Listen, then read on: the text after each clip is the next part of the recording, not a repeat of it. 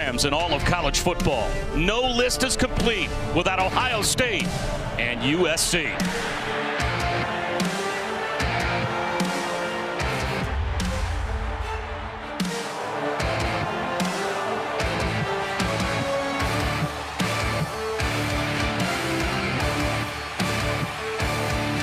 The bluest of bloods renew a historic rivalry.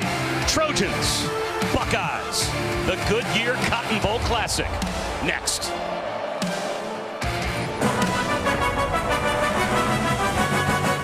Welcome to the Goodyear Cotton Bowl Classic here inside AT&T Stadium in Arlington, Texas. No two teams have faced one another more often in a bowl game than USC and Ohio State. So this is a rivalry renewed tonight just outside of Dallas. The Blue Bloods, the numbers tell the story. 13 combined Heismans, 77 combined conference championships, 13 combined national championships. This is going to be fun. Ohio State and USC. Bob Wischusen alongside Brock Ewert. Allison Williams will join us in just a moment. We were excited when we saw this matchup. I'm sure the teams were as well. We talked to them this week. When you're a Power 5 conference champion, naturally you want to be in the college football playoff, and I'm sure Ohio State very disappointed they were knocking on the door and didn't get in. But if you were playing in this game for either team and you looked across at the other sideline and saw that other uniform, you would feel what? Oh, you mean like all those games we watched growing up with these teams, and we felt it when we sat in our living rooms as kids and got to watch these teams play. And I love what Clay Helton said to us yesterday. They knew they weren't making the playoff. And when they figured out where they were going and who that other team was going to be, they just wanted a big-time matchup. And you know what they got? They got a big-time matchup and a team that was itching to be in the playoff. And on the other side, Urban Meyer was quite blunt this week. He said, we're not disappointed. We're devastated. And when you're devastated, there's only one thing I know in the game of football. You go take it out on the guy across from you. And in this case, a team, they may not have played recently, a team that's dominated them, won the last 7 times way back when, but a team that everybody in college football knows. Now, these two teams haven't met since 2009. For Clay Helton, it's been 9 years since they won the Pac-12, but they won it this year. Yeah. He's got this USC program back to where it ought to be. Oh, yeah, there's a lot of hype. Walking on that field before the game, oh, there's John Elway, there's another NFL president, there's another NFL GM. It is thick with people in the NFL because he's got talent, and he's got a marquee quarterback that we all can't wait to watch tonight.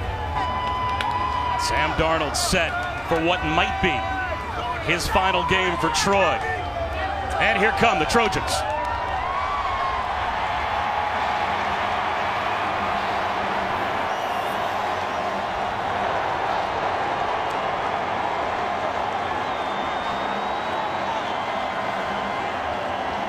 Kickoff from Dallas is coming up as now we take a look inside Nissan's Heisman House.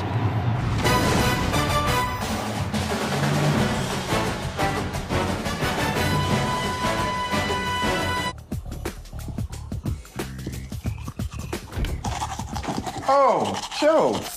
Nobody needs to see that. Would you lock the door next time? Now I can't unsee it. Welcome to the Nissan pregame rush. Nissan, premier partner of the Heisman Trophy and the College Football Playoff. The Buckeyes take the field as we are just about set for the Goodyear Cotton Bowl Classic. Urban Meyer looking for yet another bowl victory. Now, we talked about Sam Darnold. Obviously, he may be playing his final game for USC tonight. What we know is that J.T. Barrett is playing his final game for Ohio State. Allison Williams is down on the field. And Allison, what a career he is looking to cap tonight. It really is, Bob, and he has taken the field now for the 50th and final time as an Ohio State Buckeye. During his 4 years in Columbus, J.T. Barrett has set a combined 37 school and Big Ten records. Yet he was reluctant this week to reminisce on his accomplishments during his career and didn't really want to comment on the emotions of playing his final game here in his home state. He said, I'm solely focused on preparing for USC, being present and enjoying every moment with my teammates. I spoke to head coach Urban Meyer, and he said his final pregame message to his quarterback will be the same as the previous 49. Do what you do. He said JT is a great quarterback and a great leader. He wins games and elevates the play of those around him. That is what he must do one final time tonight. 176 yards of total offense for JT Barrett tonight, and he passes Drew Brees for the total offense record in Big Ten history. Amazing. Just about set to toss the coin. Tonight both teams have kids from the local children's hospital serving as honorary captains. Peyton Downs is with Ohio State, Thomas Barty is with USC, and David Smith is our referee. Shake hands, say hello to each other.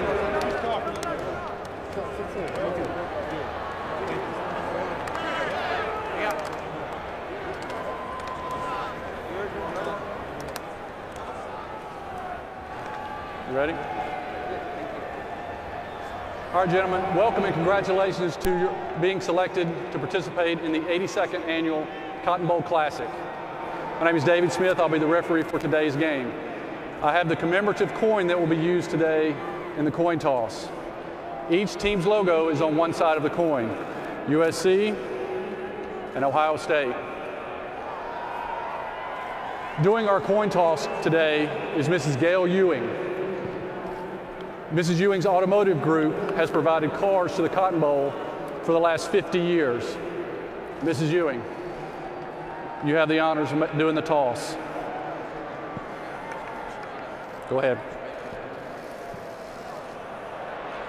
Ohio State, you have won the toss. What would you like to do? Defer to the second half. You want to receive? Which way do you want to kick? That way. That way? Okay. Turn around this way, guys. Ohio State has won the toss and deferred to the second half. USC will receive. Shake hands, gentlemen. So USC will start with the football. This has been the Nissan pregame rush. And now it's time to head down to the field. Allison standing by with tonight's AT&T Field Pass. Thank you very much, Bob. Coach Helton, you said your team's experience in last year's Rose Bowl and the Pac-12 championship game this year has made them more comfortable on this stage. As you watched them during the day and through warm-ups, what signs have they shown you that they have the right mentality? They're having a lot of fun out here right now. This is our last time with this brotherhood, this team, and I challenge them. Just come out, enjoy this atmosphere. What an unbelievable venue, and go play your hearts out. When you watch them early in this game, what will be some keys that will tell you where you are winning and what battles you need to succeed in? Yeah, probably the biggest thing is to keep the quarterback upright and protect him on the night. That's what our challenge is against a great Ohio State front. Thank you so much. Brock, tonight you are an NFL talent evaluator. You're looking at Sam Darnold and the challenge he faces tonight, especially against that front seven, the pass rush for the Buckeyes. What do you want to see? Well, you have to spin it. It's not a challenge. It's the opportunity of a lifetime. And it's the opportunity to face a lot of guys that are going to be playing in the NFL for a long time in that front. Now, Bosa can't. Nick Bosa is just a true sophomore, so he'll come back to Columbus next year. But all of his buddies, and they're about 10 deep, that are going to run like crazy right at Sam Darnold tonight. He's going to feel what an NFL front feels like and what an opportunity in front of everybody to perform.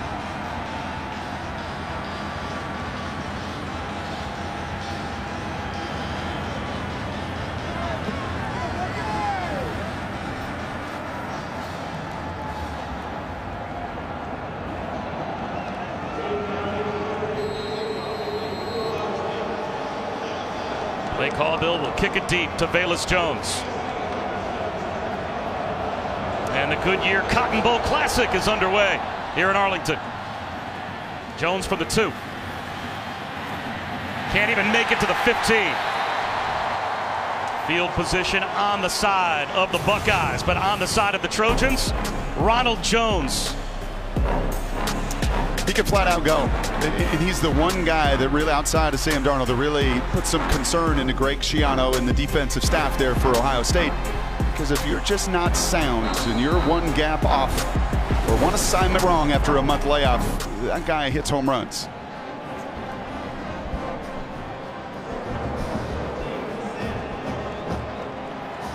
As he turned it on since struggling in the lopsided loss to Notre Dame, averaging close to 163 yards per game. And he'll get the game's first touch and run for about a yard to the 15.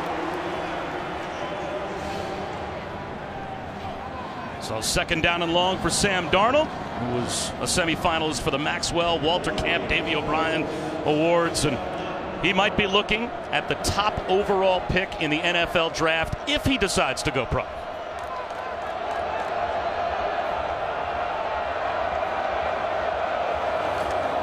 Jones again. To the 17. It'll be third down and long. Well, what he's been looking at is back-to-back plays with these Ohio State linebackers right at the line of scrimmage. And T. Martin's going to come out, fairly conservative offensive coordinator, play caller for USC, and he wants to run right out of that. Was the mindset. We felt like USC did. They felt like they could run right at Ohio State, but that's back-to-back snaps with linebackers right into the teeth of that run game, right at the line of scrimmage, setting up a third and long.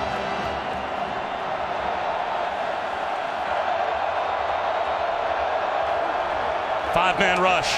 Darnold on a slant. He's got Deontay Burnett. Pitch and catch, first down, but Burnett lost the football. It's scooped up by Damon Webb. This play's alive. Out of bounds at the 19-yard line for the Buckeyes.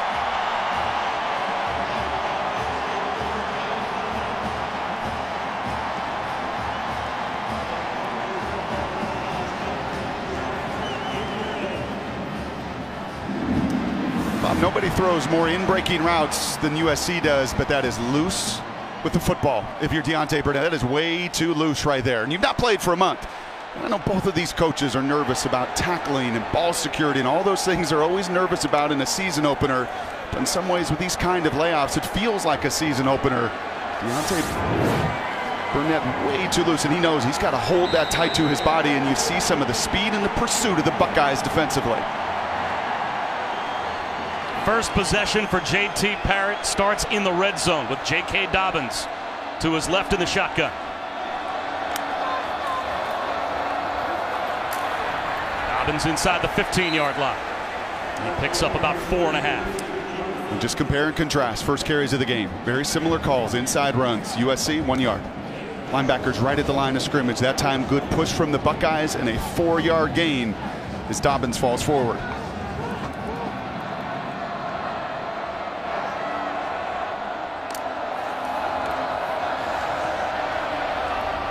Thrown away by J.T. Barrett. Now it'll be third down and 6.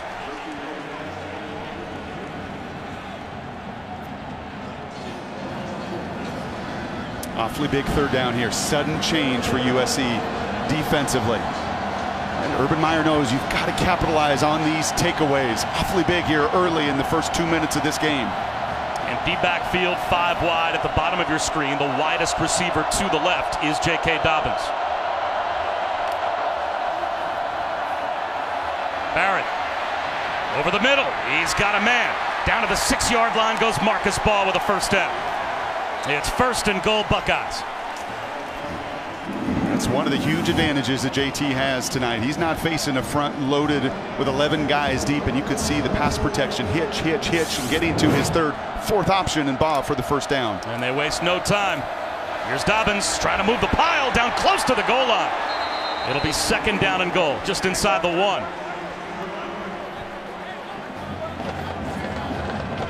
And here they go, and do not mess around. Run right at the strength, right behind your center. Pulled by Barrett at the goal line. He's in. That's a Buckeye touchdown.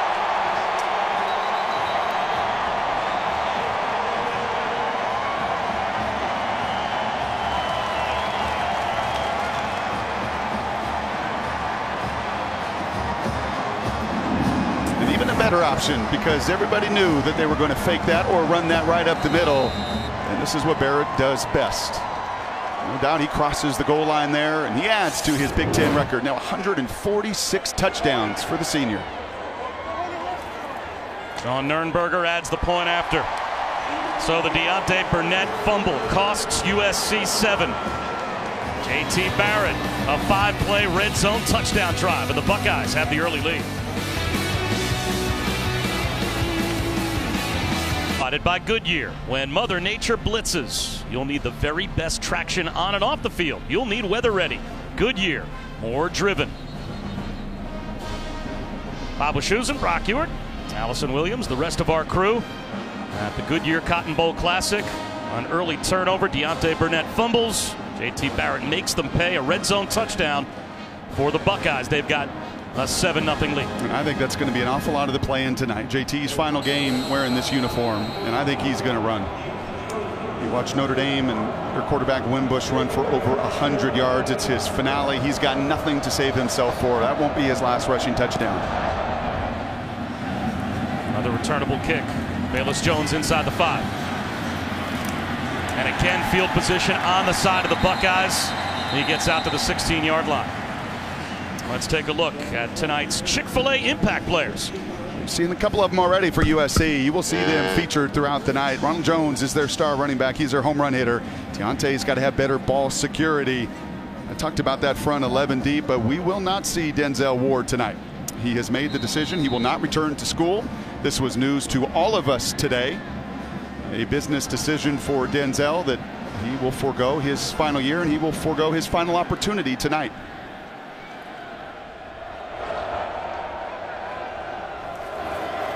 Ronald Jones scoots out across the 20-yard line and crab crawls to the 22 for 6 yards on first down.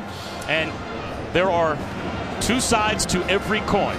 You've got a lot of players that are going to find themselves in the NFL at some point tonight, down the road, Brock, and the vast majority of them are playing tonight, many of them taking the opportunity to have one more chance to play with their teammates. And Denzel choosing the other side, which we have seen now dozens, a couple dozen players in college football do. Darnold has to throw it away. Tracy Sprinkle came through and got pressure on Sam Darnold, now facing 3rd and 4. And it didn't change the coverage there. Denzel Ward here or not, Greg Schiano is going to trust his guys to play man and to turn it loose with that front 4. JT Barrett got to hold the ball for 1, 2, 3, 4 seconds on his check down on 3rd down. Sam Darnold is not going to have that luxury this evening. Although Darnold has been much more careful with the football second half of the season, Greg Schiano, especially on 3rd down, comes with a lot of different NFL-type blitz looks. Let's see what happens here. 3-man rush. Darnold steps up, dancing in the pocket, floats one, pulled in by Burnett, and he's got a first down.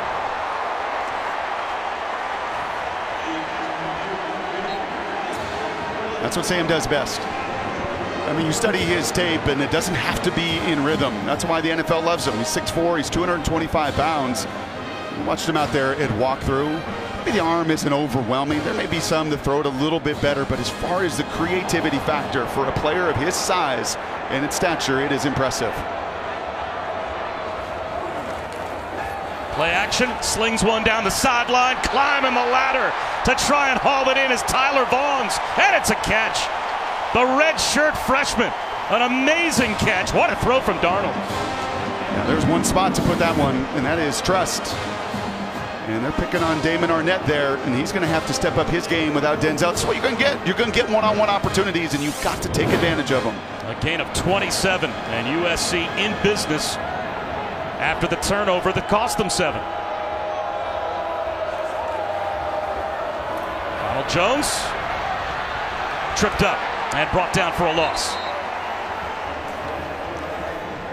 Jerome Baker, who had 16 tackles against Wisconsin in the Big Ten championship game. And maybe just one cut, a little too many there. And a wonderful play by Baker. He stays square to the line of scrimmage. And when you're dealing with a speedster like Ronald Jones, and Baker can flat out fly himself, don't give him a shoulder, don't give him an edge. He stayed nice and square and finished the tackle. We went back and watched the tape of that Big Ten championship game, and Jerome Baker was everywhere. Darnold off play action, steps up in the pocket, wrapped up and thrown down by Nick Bosa.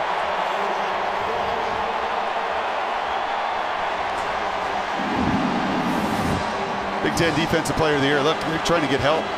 They know Imatorbhebhe is not a matchup you want Bosa on, so they're trying to double team with the running back to come over. Bosa is a monster for any left tackle to deal with, and he just showed you, go ahead, put a tight end on me. I'll eat him up, and then I'll devour that running back on my way to the quarterback too. Difference maker. I think that's what he was saying to the USC sideline. A tight end. 3rd down and 18.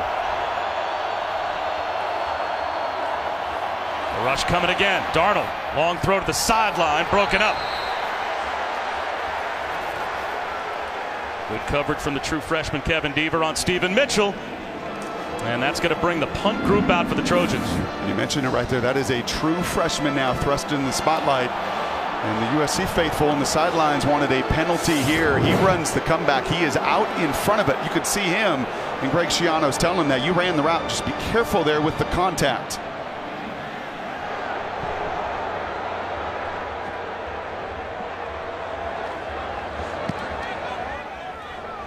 Reed Bedrovich trying to pin the Buckeyes inside the 10-yard line, and it's a fair catch right at the 10 for KJ Hill.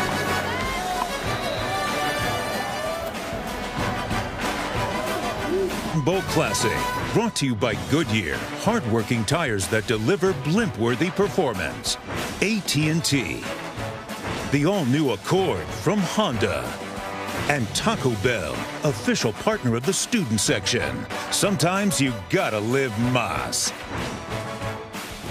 Playing my last collegiate game is going to be very emotional, in the beginning.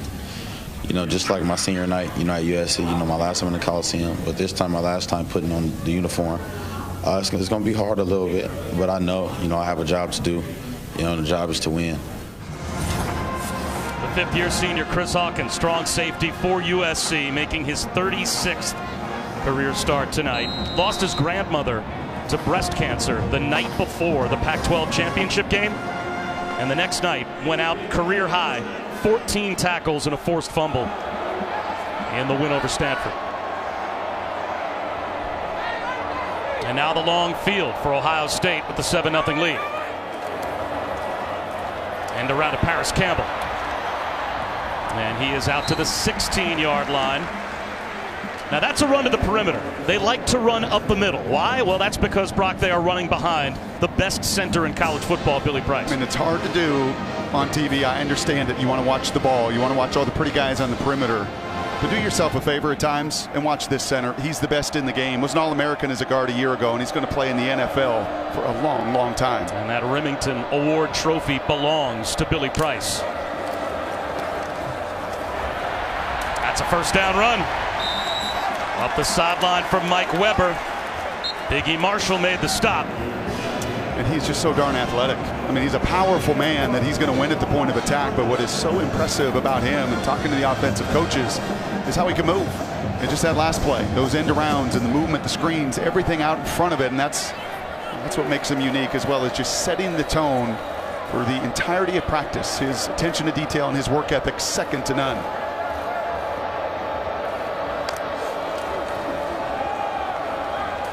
Counter handoff to Mike Weber again for a couple of yards, Allison. And Bob, with a guy like Billy Price in the middle, it makes sense why USC wants to really attack them off the edges. The message right now to defensive ends and outside linebackers is you're going to get knocked off the ball, but you have to be ready for it. You have to find a way to get vertical and penetrate on the tackles. You got to get upfield. You have got to use your speed if you're USC. Those linebackers and safeties have got to use their speed against the power of Ohio State. Barrett to throw. Steps up under some pressure, hit as he throws, and it's knocked away past defense by the linebacker John Houston. 3rd down and 9 now as USC will try and get a stop.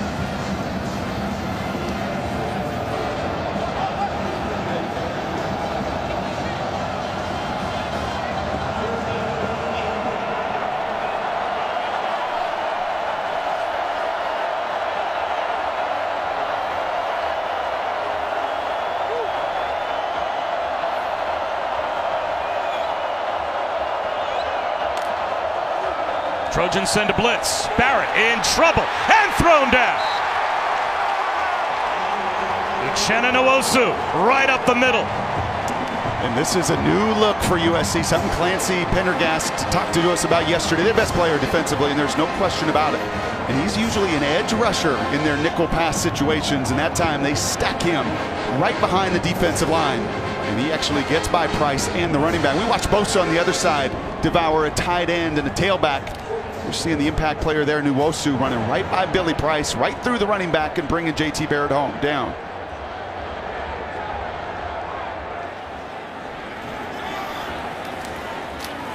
Drew Crispin with a line drive kick. Fair catch called for inside the 40-yard line by Ajane Harris. Pretty good field position, though, for USC. As the field is flipped by the Nwosu sack. Trojan ball when we come back. Feel the thunder, lightning and the thunder, thunder, feel the thunder, lightning and the thunder. Allison Williams back at the Goodyear Cotton Bowl Classic. Ohio State with a 7-0 lead. Pretty good field position for USC. And by the way, we've got 5 feeds for the Goodyear Cotton Bowl Classic on our Megacast. Watch the All-22 channel, Skycam, the Command Center, the Data Center. If you were watching on Watch ESPN, that's the JT Barrett touchdown a moment ago, as you would have seen it. So a lot of different ways you can take in the Goodyear Cotton Bowl Classic on Watch ESPN. Back to the offense, Sam Darnold. Real good field position now at his own 38-yard line. Roll out, slings one to the sideline. Tyler Vaughns across the 50. A gain of 14. Just effortless on the move. It's what's so fun to watch. It's not just in the pocket that he can throw guys open. That's what T. Martin was talking to us about last night. And you know, when they go out and practice in the spring and in the fall, and the fun that he has against Clancy Pendergast and this good defense, just creating multiple opportunities and multiple ways to move the pocket when you've got a talent like Darnold. Sam Darnold, 19 giveaways this season, #1 during the regular season in FBS. That's not the category you want to lead college football in, but only 1 giveaway in the last 3 games to close the season through a pick against UCLA. That's it.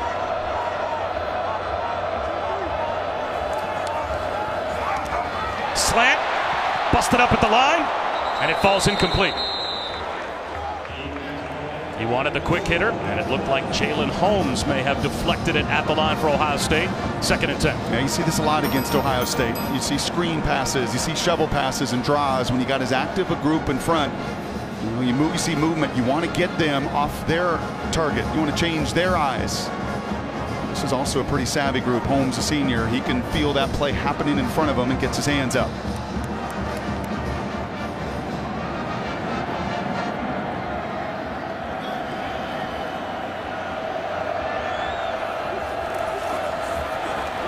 Darnold on a crossing route again to Tyler Vaughns. A gain of 5, another 3rd down now for USC. The ball may have popped out.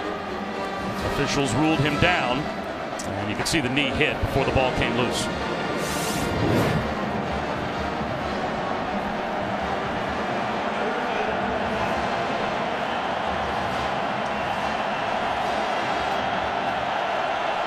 Malapai for the first time in the game to the left of Darnold at tailback in the shotgun.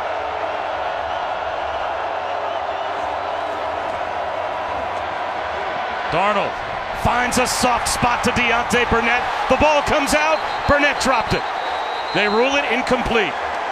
So a fumble by Burnett that cost USC Ohio State's first touchdown, and now a decision to make for Clay Helton, 4th and 5 in plus territory. And Burnett was tapping his chest up and down that sideline after that initial fumble, and this is again one you've got to try to find a way to secure. A tremendous play, a violent tackle there from Kendall Sheffield to come in and to rip that ball away. It's now a couple occasions. The Rose Bowl star from a season ago. Clay Helton's having another talking to on the sidelines. Can't get it done. And before the punt, whistles stopping play. A timeout may have been called.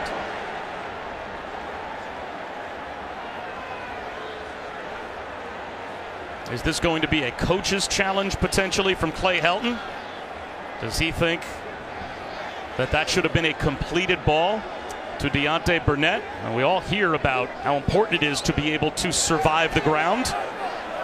Timeout, USC. The head coach has challenged the ruling on the field of an incomplete pass. That's what Clay Helton the previous play is under further review. And all a part, Brock, of completing the process of the catch is surviving the ground.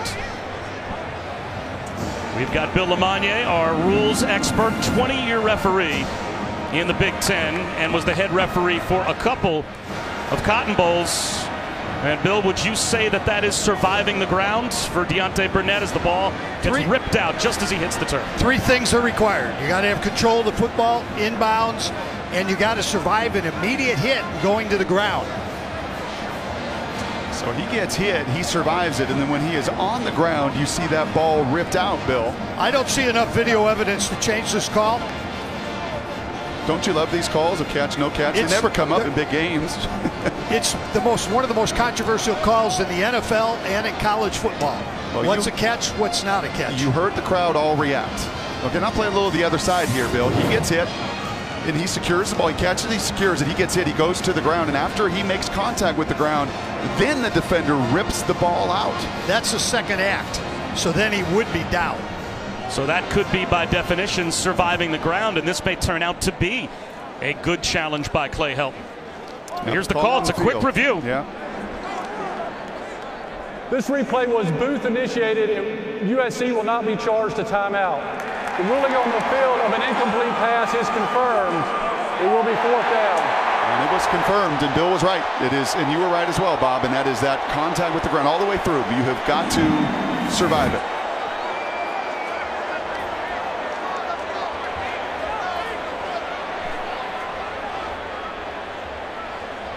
Replay has now gone, though, obviously, to a place where we go to super slow-mo, and maybe we're trying to convince ourselves we see something that you don't see at full speed, Bill? That's the key thing, is that you want to see it regular speed on a play like this. When you slow it down, you can make almost anything look like a catch. Another good punt, though, from Bedrovich down inside the 10-yard line. Another fair catch for K.J. Hill.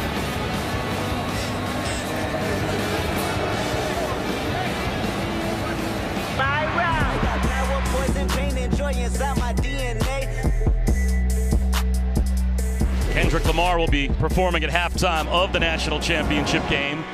Which 2 teams will be there? We'll find out New Year's Day. The college football playoff semifinals on ESPN. Oklahoma, Georgia, kicking things off in the Rose Bowl game, presented by Northwestern Mutual at 5. And then it's another rematch of Clemson, Alabama, in the All-State Sugar Bowl and the Superdome, both games. ESPN Deportes and streaming live on the ESPN app.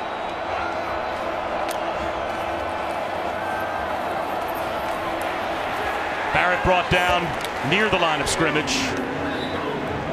And this is a heck of a matchup. What gives, Brock, the offense for Oklahoma or that defense for Georgia? Yeah, give me a quarterback on this stage. Give me Deshaun Watson last year. It's Cam Newton's. It's the Heisman Trophy winners that have dominated this stage. But Georgia better play some keep away, too. Dobbins wrapped up. John Houston comes through, selling out to stop the run. And now it's 3rd down and long, forced again by the USC defense. Well, that's back-to-back snaps. What Allison was telling us after that first series, that the charge on the sidelines was you've got to get on edges. Just you cannot sit and absorb these blocks. You've got to get to the shoulders. You've got to get to the edges. Back-to-back snaps there by the USC linebackers doing just that. And now the Buckeyes try and spread them out. 5 wide again. Empty backfield for J.T. Barrett.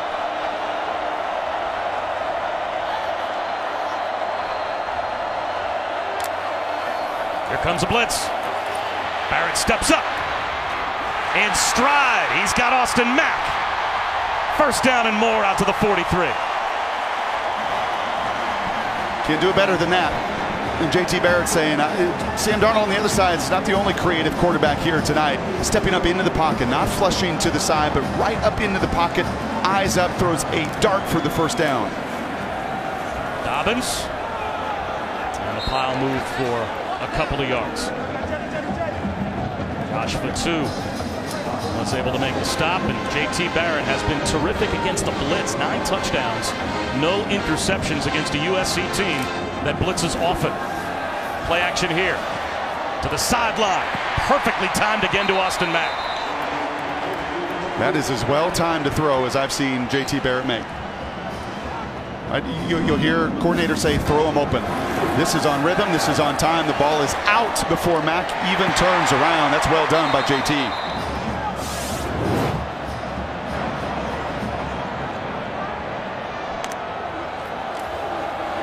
Dobbins again. Houston with another stop, gain of 3. We showed those blitz graphics and against pressure, there's no substitute for experience. This is the 50th game for this young man who has accomplished so much and is going to pass Drew Brees tonight for total offense in the Big Ten. He's running away with total touchdowns, and he's added to that list tonight. And now he's healthy, and what he did, obviously, in that Big Ten championship will go down forever. Playing off of a surgery just 6 days later and being a warrior out there to get to this stage tonight. Another blitz off the edge. Barrett runs away from it, and it's an errant throw over the head of Rashad Berry. Once again, good heat. And when push comes to shove, Clancy Pendergast on this USC side is not going to sit on his heels and let J.T. Barrett get comfortable. Clancy's down on the sidelines. He's done it a long time, did it in the NFL. And he knows playing against a quarterback with this much experience, and you can see them offensively, one of the best also in college football, you do not want to let him get in rhythm.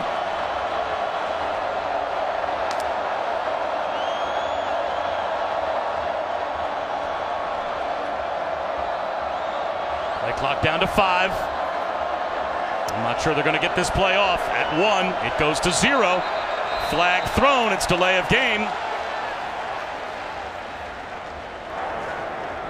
Delay of game on the offense. Number 16, 5-yard penalty. Still third down. That's strange between fifth-year senior quarterback and coaching staff that you don't see them typically running, right? They're all looking at the clock to not salvage.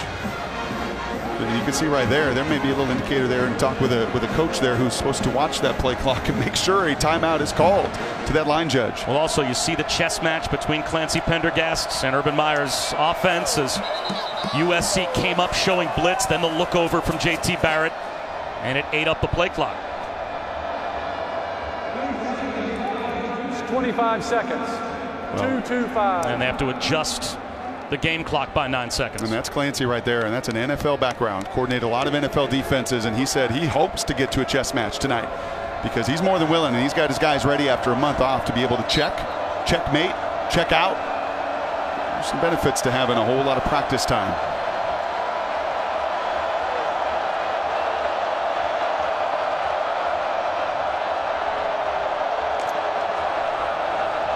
Design run for Barrett. Down the sideline, and that might be a play called on third down with the idea that you're going for it on fourth down. Well, I don't think there's any question about that. He was pushed out by Houston and Hawkins inside the 35-yard line. Fourth down and a full 2.5 yards, and no hesitation from Urban Meyer. The offense stays on the field for Ohio State.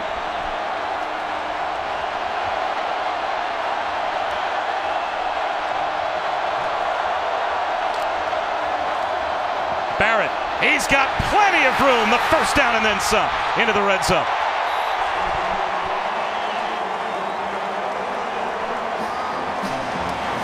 Look at those 3 all-conference offensive linemen watch this play down. We were watching tape in this building yesterday, right? And just look at the center, look at the left guard, look at them just mow people down. Your left tackle gets the kick-out block. Your All-American center pulls around, and they just seal that lane for J.T. Barrett to do what he does best.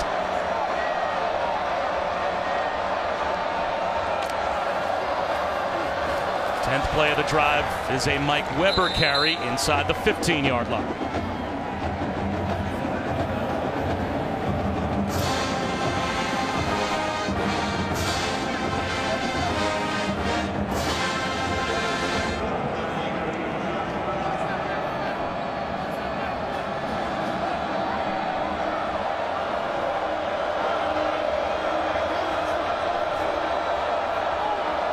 Under center on second down and 7. Fakes it to KJ Hill, looking for a throwback. It's not there. Scrambling instead, and down he goes. Maybe gained 1.5 yards. Nwosu made the stop, so a big third down coming here in the red zone with 1 minute to go in the first quarter. Huge, and no surprise, it's Nwosu. Had the sack earlier on the third down. He is their best player. He is their guy. You know, I'd love to ask these coaches, who's your tough guy? And when there's no hesitation and it's unanimous with an offensive coordinator, defensive coordinator, head coach, speaks to the magnitude and the meaning of number 42 on that defense. 12th play of the drive. Barrett, again designed quarterback run. Stood up short, and another decision now for Urban Meyer. You going for it on 4th down and 2 inside the 10-yard line, or are you taking 3? Yeah, well, you're going to take the time here to think about it. They didn't wait long. Here comes the field goal. You got to get the points. You got to pay off this drive, more than likely. Let this quarter run out. No rush for Ohio State. Ernberger lining up, but they can let the clock wind all the way down to the end of the first quarter. And the clock goes to zeros, and that will end the quarter with Ohio State up 7-0, looking to make it 10-0 when we start the second. Deontay Burnett, this fumble on the opening drive set up a red zone opportunity for J.T. Barrett, and he scored the game's first points. 7-0 Buckeyes.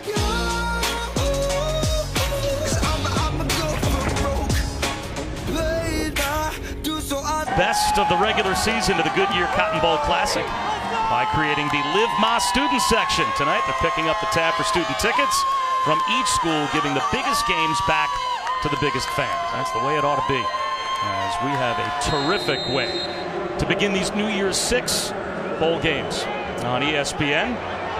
The Goodyear Cotton Bowl Classic starting the second quarter with Sean Nurnberger from 26. And he is now 16 of 17 from inside of 40 yards this season. And the Buckeyes open up a 10-0 lead.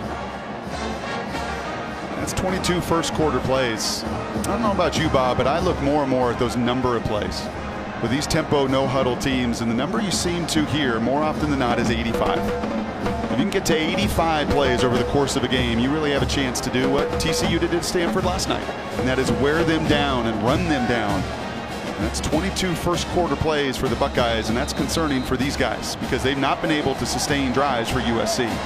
We talked to T. Martin, offensive coordinator for the Trojans, obviously, and he said we're playing with tempo, which sounds great. You wanted defense on their heels, but the question then becomes, if you play with tempo and you don't sustain drives and you don't make first downs, what's the long-term effect in the game on your defense? And if your defense is out there as much as the Trojans already have been, do you change up your tempo and change up your plan? Yeah, I think you have to, and he said he's willing to do so. And you know, if you're Clay Helton, you're Sam Darnold, what's disappointing to you is they're self-inflicted in some ways. Now Kendall Sheffield has forced both fumbles, beautiful, violent, clean hits. Deontay Burnett with a fumble and then the inability to sustain on that third down catch. It's been the real drive killer. Another return for Bayless Jones. Has yet to make it to the 20-yard line, bringing a kickback against the Buckeyes, and he won't make it again. Saturday on ESPN at 4 Eastern, it's the PlayStation Fiesta Bowl. Number 11 Washington taking on Saquon Barkley and number 9 Penn State. And then at 8 p.m. Wisconsin battles 10th-ranked Miami in the Capital One Orange Bowl. See if the turnover chain makes an appearance. Both games available on ESPN Deportes and the ESPN app. I'm sure glad he's playing tomorrow because he's one of the he's got a fun factor unlike very many in college football. He's just a joy to watch, and awfully glad that he's going to suit him up and play tomorrow. And almost certainly his last game. And the Nittany Lion uniform, there's an interception. Damon Webb, pick 6 of Sam Darnold.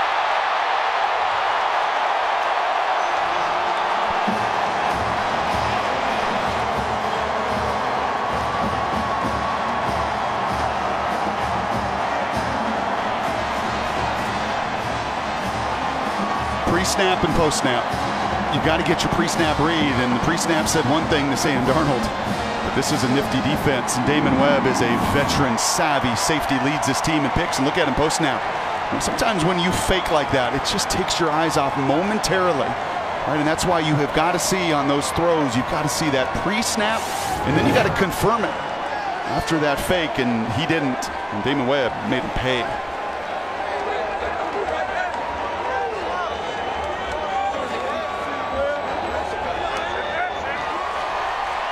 Two USC turnovers cost the Trojans 14 of the 17 points for the Buckeyes. Sam Darnold His 13th interception of the season, taken to the house by Damon Webb. You love like a wildfire, light me up like a live wire, but I can't get enough. 20th overall turnover, and I told you pre-snap and post-snap, and it's right here. It's Damon Webb. It's also the wide receiver here. Deontay Burnett is going to run this slant route, and he's got to fight. Ultimately, the quarterback signs check. It's on you. It's on your interception column. But if you're Deontay Burnett, you have got to do what you can to fight across the face of that safety. It's got to be your ball or nobody's ball. That falls on Sam Darnold. That's a critical error. That is his mistake. And really, there's not any excuse for it. But if you're Deontay Burnett, you could have sure helped your team by fighting into a collision. Bayless Jones, another return. Breaks a tackle with speed to the sideline. That's an excellent return, out close to the 30-yard line after Ohio State scored 10 points in 13 seconds. All-State is proud to be a part of the team that comes together to do good by contributing to participating universities generous scholarship funds for each field goal and extra point kicked. To date, All-State has contributed millions in scholarship funds. Got to take a breath here. If you're USC and you're in that huddle and you just sat on that takeaway and the pick six, you have got to just take a breath and continue to stick to your plan. It is way too early to become one-dimensional, and if you do, you play right into the teeth and the strength of that Buckeye front. Broken tackle for Ronald Jones. Close to the 45-yard line before he's brought down. And you see the fear factor there for Schiano and staff. That's one broken tackle, and it's a double-digit yard gain. That's the difference this season. His yards after contact, he was 50th in America, Ronald Jones, a year ago. He's up that to being the 12th best in college football. He has some serious speed. He'll take it again. Blasts up the middle. Guys, the USC offensive coordinator T. Martin really challenged Rojo in the offseason to step up his game and to be ready to go as a full-time starter for USC, telling him, look, you're going to face some fresh linebackers right from the get-go. And he really stepped up to that challenge. He gained 15 pounds. He's a lot stronger. And T said he's always had that speed, but it is just a different level now. And he said he is actually the most unique running back he's ever been around as a player or coach. And a joy to talk to. Just as grounded a kid as Sam Darnold is. This time he loses yardage, though, back close to the original line of scrimmage. 4-yard gain on first down, 4-yard loss on second down. So now it's third down and 10. Robert Landers made the stop for the Buckeyes.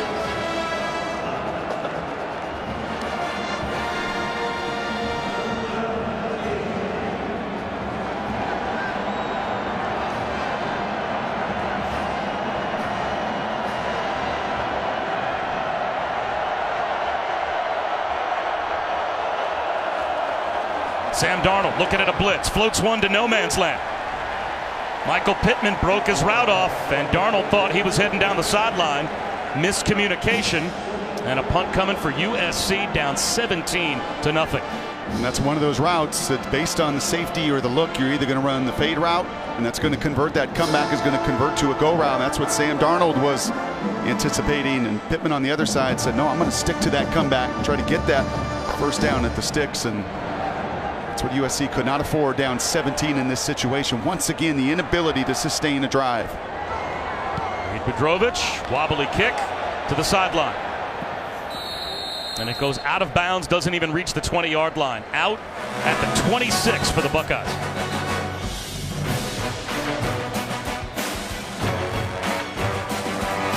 Classic, brought to you by Goodyear. Hardworking tires that deliver blimp-worthy performance.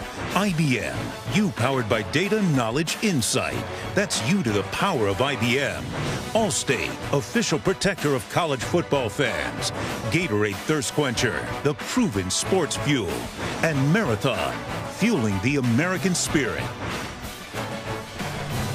13 combined Heismans between USC and Ohio State. Some of the greatest running backs of all time have won them. And there's Marcus Allen winning the Heisman back in 1981. On hand to watch USC struggle mightily against the Buckeyes here in the first half. Yeah, he's on the phone saying that's 5 drives, one of them longer than 2 minutes. That is not going to work in this matchup. He's actually probably not saying that.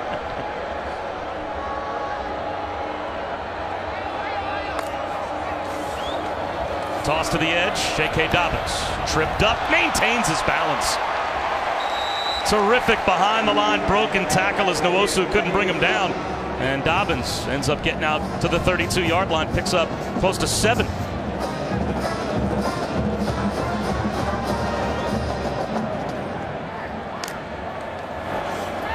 Barrett to Ball. Short of the first down. 3rd down and about a yard from the 35. And now you have got to get off the field if you're USC.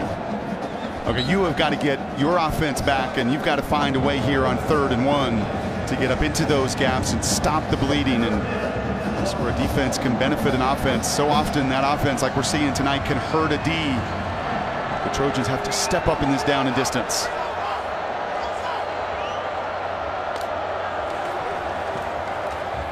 Dobbins driven back. John Houston, another tackle, and that is the 3rd down stop that USC desperately needed. And it looks like a 3 and out, undoubtedly up 17. Urban Meyer's going to send the punt group out.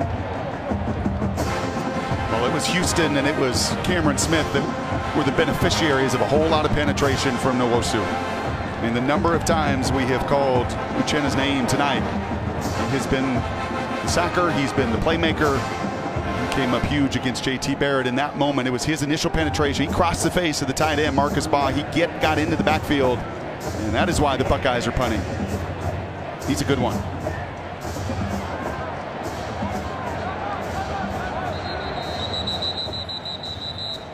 Now a timeout called with the play clock winding down.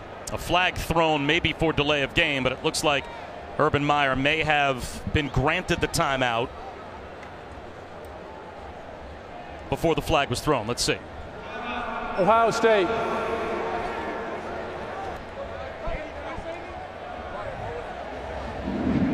So Urban Meyer this time did see the play clock winding down and made sure that he was heard. Bob Wischusen here with Brock Ewart. Allison Williams down on the field here at the Goodyear Cotton Bowl Classic. All right, take me onto that USC sideline and take me into the mind of Sam Darnold. I mean, how do you get the train back on the tracks? Well, he played a very clean first quarter. I mean, he played as good as he could. And unfortunately, Burnett, who was his star in the Rose Bowl last year, 3 touchdowns, the game winner, came up short a couple times. And as I was saying before that drive, just take a breath. You know, make sure you get back to your basics. What you cannot do is start to force the issue, not against elite teams and not against elite front fours as Ohio State has. Burnett fumbles to start the game, doesn't cut in front of the safety on the slant. For a wide receiver alone, are you the quarterback? You're taking your best wide receiver to the side and trying to get him back on the tracks as well? I think absolutely. And those two have such a comfort level. And Sam Darnold has such a respect. I mean, if there's one thing I think we walk away from in our 3 days down here in Dallas around this team, it is the incredible respect that Sam Darnold has amongst his team, his coaches, I think this entire fan base. 92. Number 4 is wearing number 92. I can't tell you how much the play-by-play guy appreciates that. And you get a number change midway through the game? Thank you. That's an awfully big jersey on Chris Hawkins, the safety, who goes from 4 to 92 for special teams purposes. Terrific punt by Drew Crispin all the way down inside the 15-yard line. And Janae Harris calls for a fair catch at the 12 after a 54-yard punt. Well, New Year's Day at 12:30 Eastern on ESPN Deportes, and the ESPN app. The Chick-fil-A Peach Bowl. Can UCF stay undefeated? Well, they'll have to take out Auburn to do it at Mercedes-Benz Stadium in Atlanta. Scott Frost will coach his final game for the Knights as well. Brock Ewart, Allison Williams will be there with Dave Fleming to call that one on Monday. A lot of speed on that field, and UCF been running their mouth a little bit, saying the SEC has not seen speed like Central Florida. I would say be careful what you wish for, because Auburn's got a whole lot of it defensively.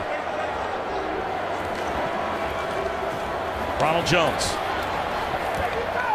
across the 15, goes to the 17-yard line, racked up by Jordan Fuller, but he picked up 4. Now this is a little bit of a conundrum you find yourself in, because you're right, you don't want to play as fast. Your defense, it's gassed, that's been on the field most of this first half.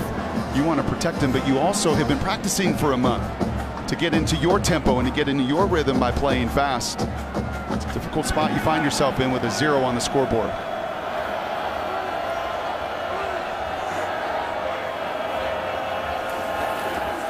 Design rollout for Darnold. Behind Burnett.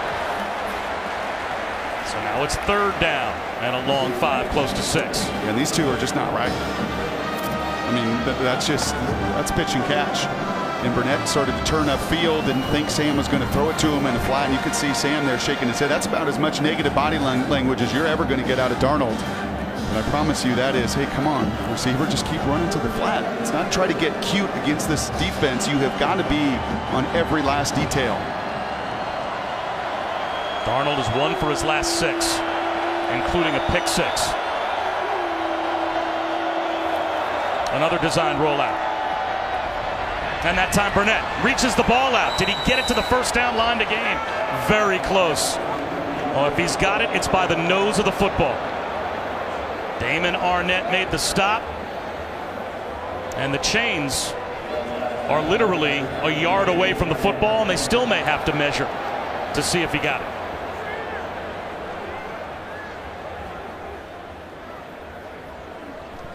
Now that was tremendous awareness of Deontay on 3rd down and helping his quarterback out and knowing if I'm going to throw short of the sticks, I've got to have an awareness of where to get the ball.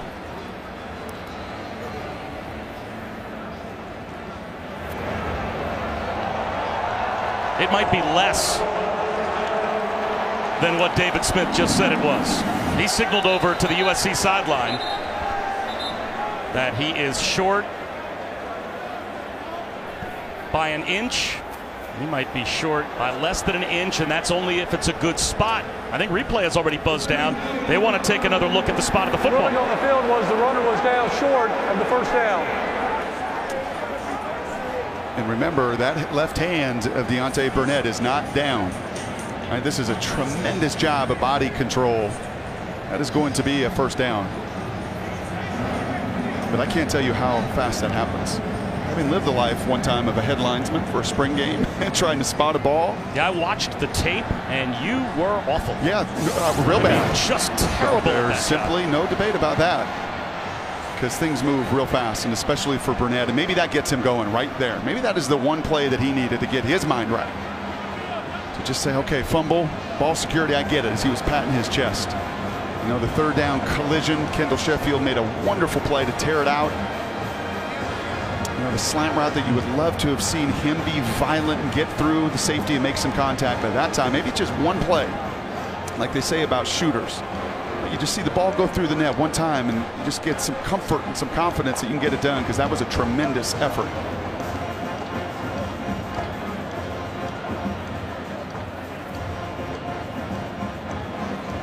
And USC desperately needs this call. Looks like they're going to get it. After further review, the back of the ball will be placed on the 22-yard line, which results in a 1st down for USC. Just what the Trojans needed. A 3rd down conversion to keep this possession alive, down by 17. And they're going to have to earn it. I mean, when you're playing Ohio State, they're not, with their overall team speed and their group up front, you can see that. That's exactly the right call. The back of the ball touches the 22. You have got to do it right against a defense of this quality with strength really at every level. If there's one vulnerability, it's the 2nd level of this Ohio State defense. It's those linebackers who've been vulnerable at times in play action pass. The only way to get to them is to continue to be patient, be on point with your details. Play action for Darnold. Up the seam. Complete out to the 40-yard line and then some. Michael Pittman gets it to the 42.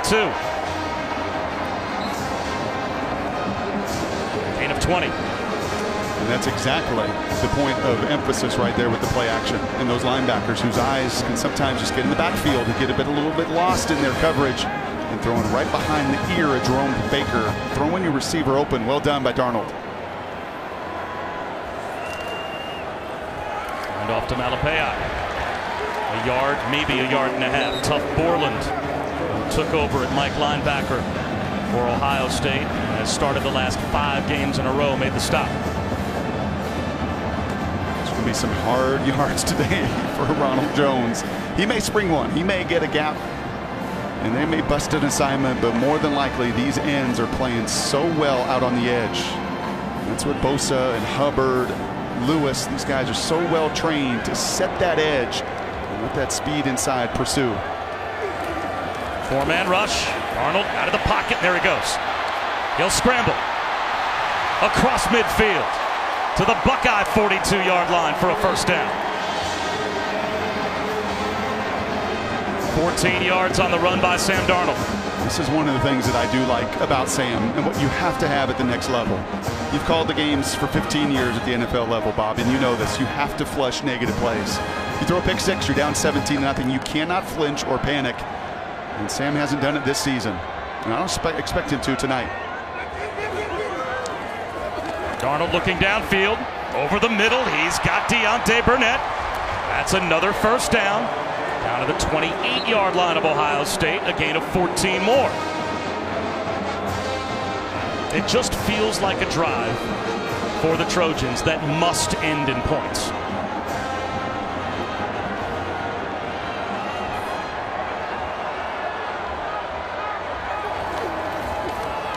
Stephen Carr, true freshman,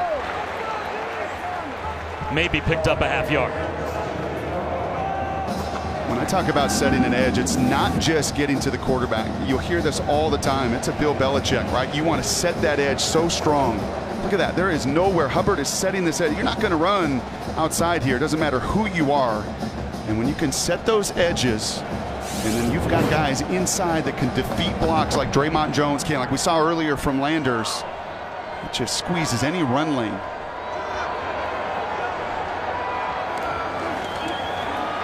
Darnold, another crossing route. Deontay Burnett tripped up after a gain of 5, brought down by Jordan Fuller. So here's a big play for USC. 10th play of the drive. Under 7 minutes to go before halftime. And it's third down on a long 5. And have you noticed this entire possession has attacked one area, the middle of the field. A lot of it has been at the second level. You're throwing underneath as well. You've gone away from the perimeter stuff outside. You're attacking those linebackers. You're attacking the real estate in the middle of the field. Play clock at 12. Looked like some confusion as who USC wanted on the field. Now Darnold wants his team to hurry up. Play clock down to 5. They get the snap off. Darnold in the pocket, bottled up, sacked. Ball's out. Are they going to rule that a fumble? Out of the pile comes Jerome Baker. Is it another USC giveaway?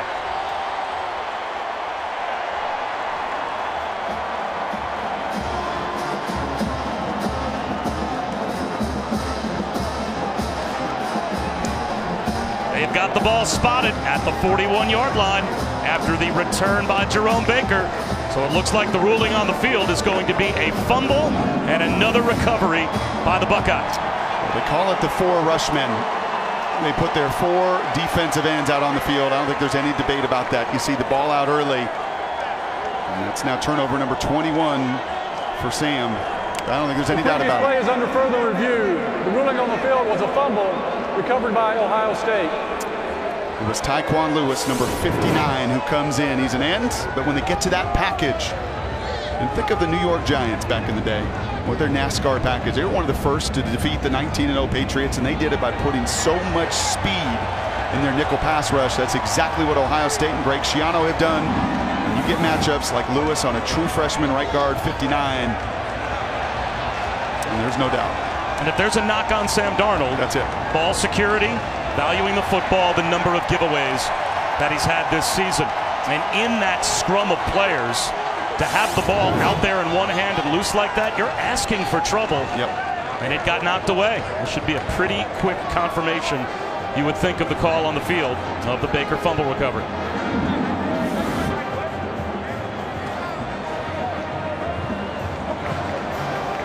After further review, the ruling on the field is confirmed. First down, Ohio State.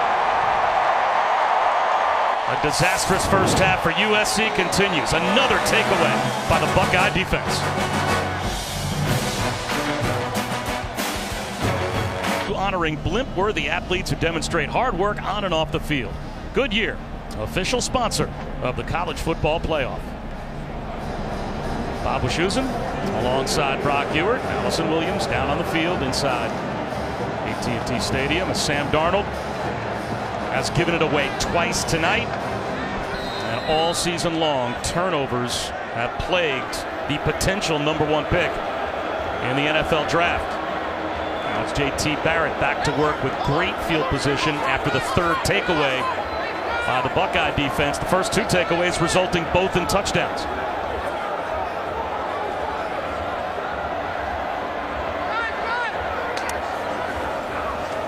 Barrett off play action. Stays in the pocket. Long throw. Mike Weber. First down. And a flag throw.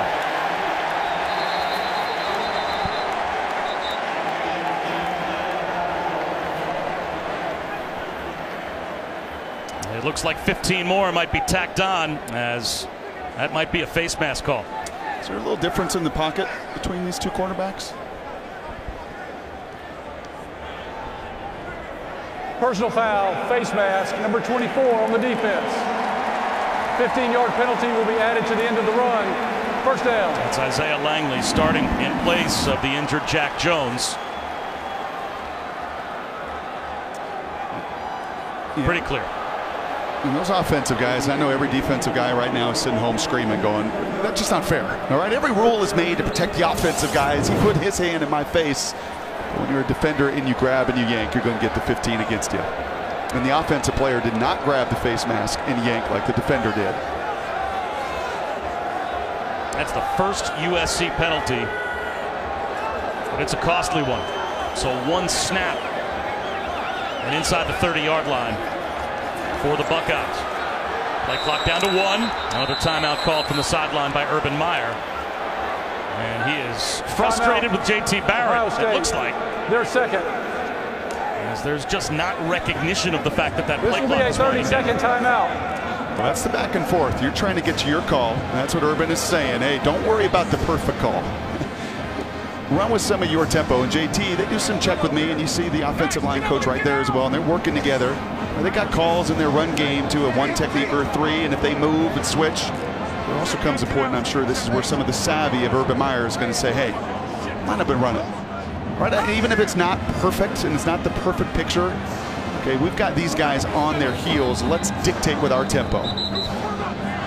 And here is how we have gotten to 17-0.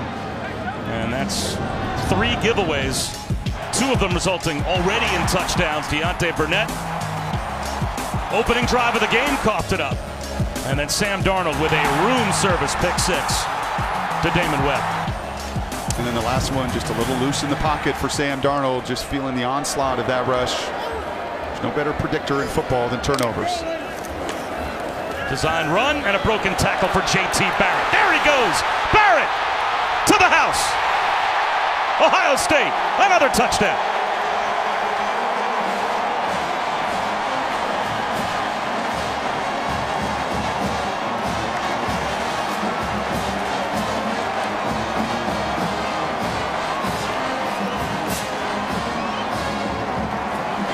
Really nice job by JT. You'll hear quarterbacks, in fact I said it earlier, when he scrambled through that 3rd down dart, stepping up in the pocket that time, the little zone read action, the read action with the jet sweep, and he steps up away from the blitzing to J.N.A. Harris, and by stepping up and out, he does what he does best, his 2nd rushing touchdown of the night. 3 USC turnovers turned into 3 Ohio State touchdowns. And yet another score for J.T. Barrett, putting together the most prolific offensive career in Big Ten history.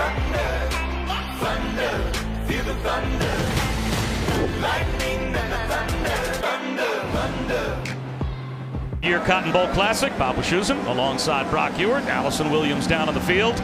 And it has been giveaways by USC and no mistakes by the Buckeyes. If we were wondering about Ohio State's motivation not making the college football playoff to come to Arlington and perform, they are answering all of those questions. And you've seen it in this face. I mean, the way these guys have been screaming on kickoff coverage all night. Bayless Jones blown up. inside the 15-yard line. Back to Muir. Makes the stop on special teams.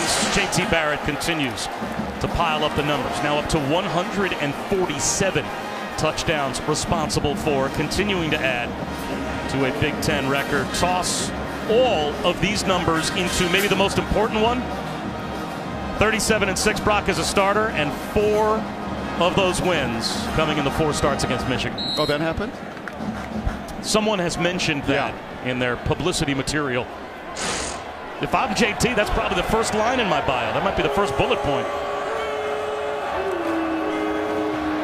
Ronald Jones. There is the edge again built by the defensive front for Ohio State. 3-yard loss on first down. And another 48 yards of total offense for JT Barrett, and he would pass Drew Brees and own yet another record, the total offense record, the Big Ten.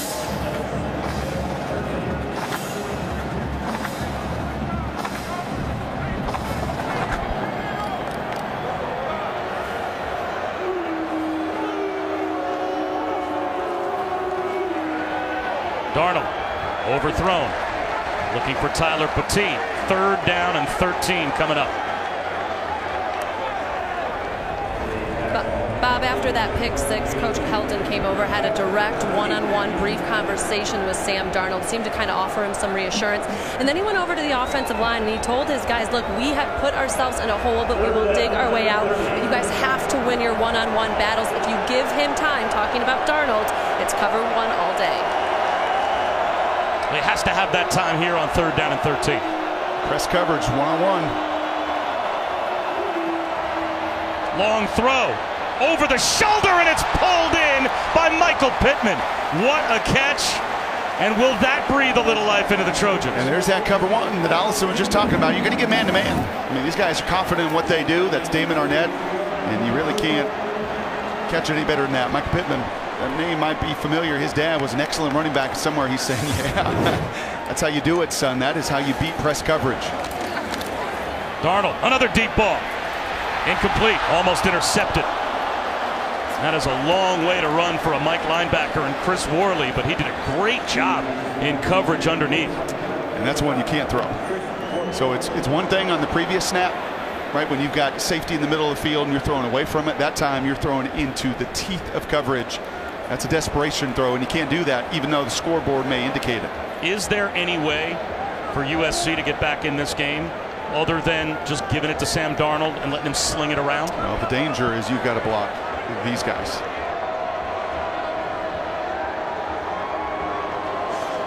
Another blitz. Swing pass, Stephen Carr. No one out there to block for him. Somehow maintains his balance, takes a pop, and gets back, it looks like, to about the line of scrimmage. Chris Worley, Jerome Baker, Kendall Sheffield, all out to hold the edge. And that's going to be a loss of a yard.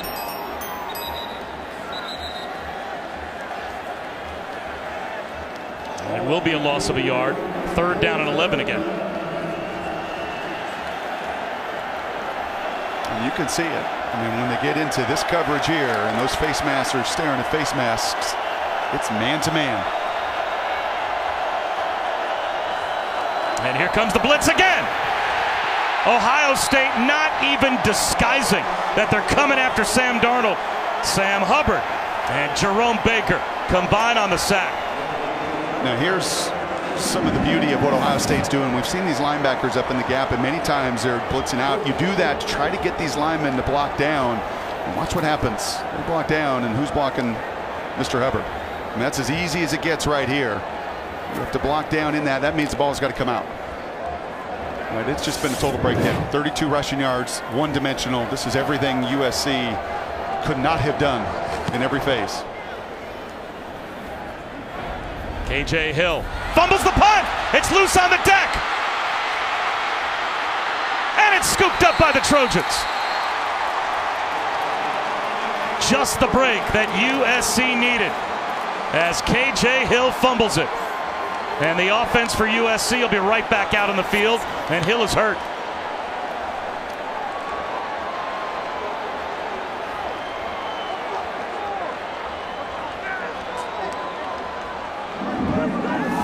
Marvell Tell came up with the fumble recovery.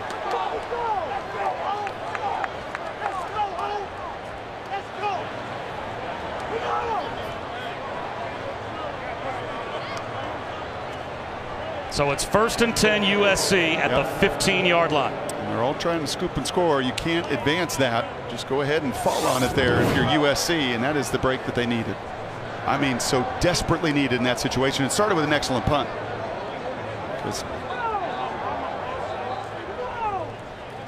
KJ is a really good returner.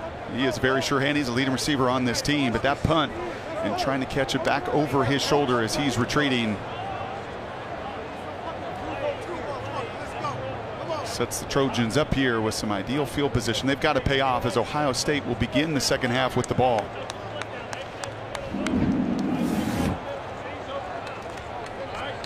And as KJ Hill was going back after the football, he took some kind of hit. That collision from the freshman Bubba Bolden. That's what shook up KJ Hill. So now an absolute must for USC before halftime, with Ohio State starting the third quarter with the football. They've got a 24-point lead. And this giveaway has to result in 7 for the Trojans. And I got to get a little creative here. I've got to move the pocket. I've got to screen pass. I've got to do something. But the run game has been so difficult. Those edges have been sealed. The inside guys are losing. We need a little creativity here if you're USC down in the red zone.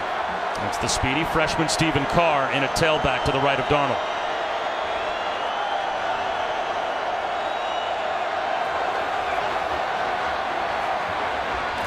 Wide open at the 10-yard line. Imatorbhebhe inside the 5. And Yuli Imatorbhebhe looks like he was knocked out at about the 1-yard line, so it'll be 1st and goal. And they want to go fast. They sure do. And just a man beater there, a shallow cross. Ohio State could not get in front of the big tight end. Carr tries the right side. They think he's in. He is down at the 1-foot line. It'll be 2nd down and goal. Robert Landers tripped him up.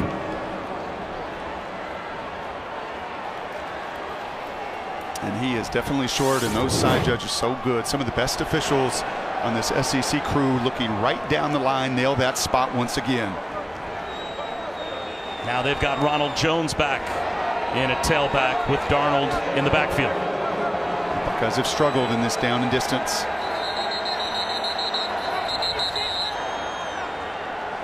Clay Helton ran down the sideline to call a timeout. USC, they're first. This will be a 30-second timeout.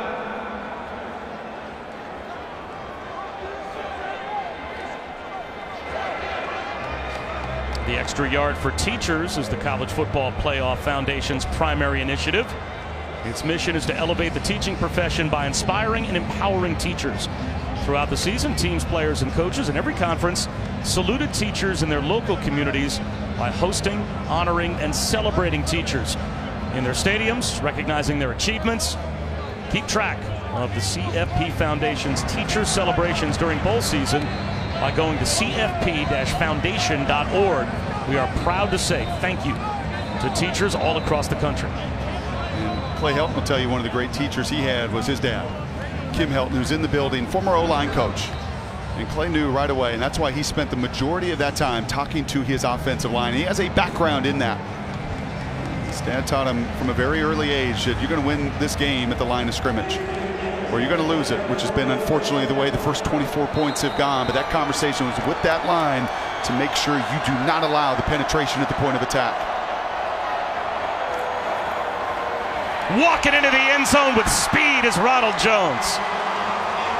And USC gets on the board as they turn the muff punt from KJ Hill into a touchdown.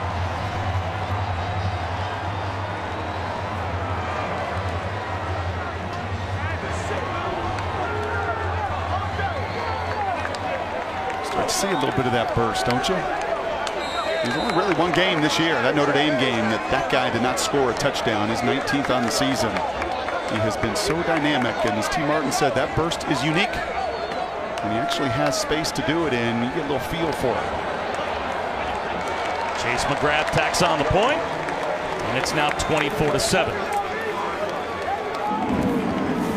Talked about the edges a lot tonight with these defensive ends, right? The way they've been able to control it a little different when you've got a safety. So you've got a tight end now trying to seal that edge, and Tyler Petit right there. Is there a little tug on the jersey? Maybe there was. But if you're Tyler Petit, you're thankful to block Jordan Fuller and not Mr. Hubbard or not Mr. Bosa or not Mr. Lewis or the rest of those behemoths on that front. It's a good play call. Try to get to an advantageous one-on-one blocking situation and get your best player out in space. 19th rushing touchdown for Ronald Jones. And did USC ever need that? That's the only mishap in the first half for Ohio State. They had been flawless to that point. And what does that do now for Sam Darnold? How much life does that breathe back in to the Trojans' offense? As you said, they have the short field there. Well, you're not going to win. It's like making a free throw maybe for a scorer, but they get in the end zone nonetheless. You said to me earlier, is this now all on Sam Darnold? It can never be. I mean, you know that when you're playing elite defenses, you just can't be that one-dimensional. One guy is not going to beat the entirety of it. You need help. You need field position and takeaways. You need a little bit of a run game and some help around you, and that's exactly what USC got in that moment. 4 combined turnovers for these two teams in the first half, and that has led to all 4 touchdowns.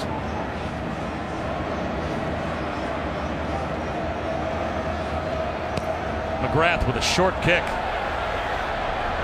This one goes out of bounds. So now with just under 2 minutes to go in the first half, it'll be great field position for Ohio State.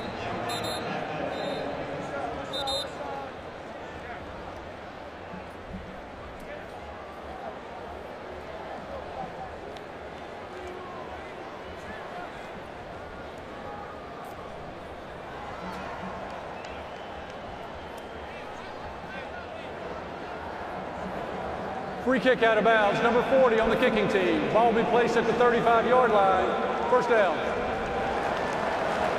The way that Chase McGrath kicked that ball, it almost seemed as if he was intentionally trying to kick it into no man's land, maybe to run down and have his coverage team get after a loose ball, but it went out of bounds on a fly. So now J.T. Barrett still with a timeout and 1:59 on the clock. Jet sweep.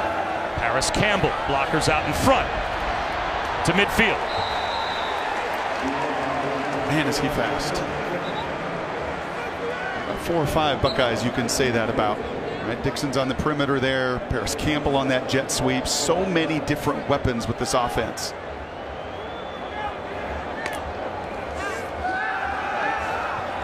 Barrett all day to throw. Taking a shot for Johnny Dixon. And it floats out of bounds. I like this from Urban. You get the ball to begin the second half. You're up 24-7. I think you could easily say, you know what, let's just run out this clock a little bit. And I like this mindset right here. Go for it. Step on him. You know, he can feel this. He can feel how much he's physically dominated this game on the sidelines tonight. Do not give that team on the other side any life going into halftime. Design run for Barrett right up the middle. 3 yards shy of a first down. Brings up a big 3rd down and 3. Chris Hawkins made the tackle. And it's nice to be aggressive when it's 5 yards pop on the ground, when there's 3, 4, 5 seconds in the pocket to go ahead and read and work through your progressions. A lot easier when you're dominating the way they are. Here comes a blitz. In trouble out near midfield, and going down is Barrett. And now you wonder if Clay Helton might call a timeout. Well, I don't think he's got 2 left. Yeah.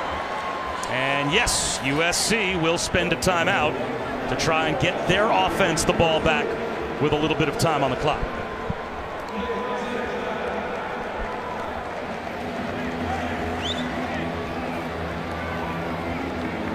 So now, with Ohio State starting the 3rd quarter with the ball, is there enough time, depending on field position here, for USC to be aggressive? Well, that's a big if. In that special teams, other than that punt fumble there on the return, has been dominated by Ohio State tonight. So you have got to start it here and set it all up with this return. And John Baxter's one of the good ones. You know, it was a fun conversation yesterday. You were asking about that punt return against UCLA and how all that was set up. There's a little window into how much work goes into that phase of the game, but it will start with that aspect, and then Sam Darnold has got to be just protected enough. Right? He doesn't need the time that J.T. Barrett has on the other side, but he's got to have enough space to operate in the pocket. You were expecting a lot of screen game from the USC offense because you saw that physical advantage on the line of scrimmage. Surprised we haven't seen more of that from USC in the first half. I am, but we didn't hear T. Martin say that was the phase they were going to go to. They wanted to try to run it right at USC, the near block. Harris lets it bounce inside the 5, and it's down. So now with 59 seconds and 1 timeout, yes, USC is down by 17 points, but they'll be starting at their own 6. However, there is a penalty marker all the way back near where Drew Chrisman kicked the ball away.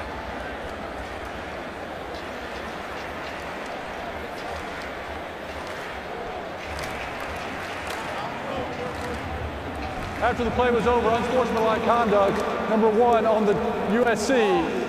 Unsportsmanlike conduct, number 21, Ohio State. This foul's offset. First down, USC.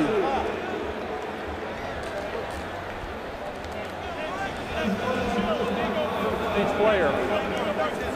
So offsetting personal fouls after the play was over for unsportsmanlike conduct.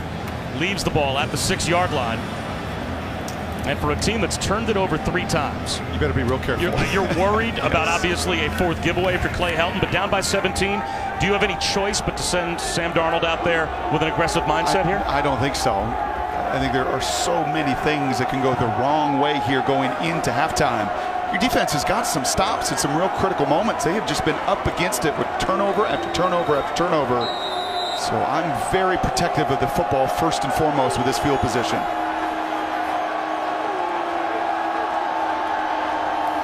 Arnold to throw from the end zone. Throws it to the sideline, trying to muscle it out of bounds and just throw it away, and it almost fell to Kendall Sheffield for an interception. Yeah, this got to be 2 runs. So Ohio State has already burned 2 timeouts. You could end the half. Yeah. After that, and you get a holding call in the end zone. I mean, just too many negatives can happen here. And it's 17 points. You're not down 37. It's 17, and your defense has done enough. I think you've got to run the ball here and get out of this half. The worst starting field position of the first half for USC. And there's a crease to about the 10-yard line for Ronald Jones.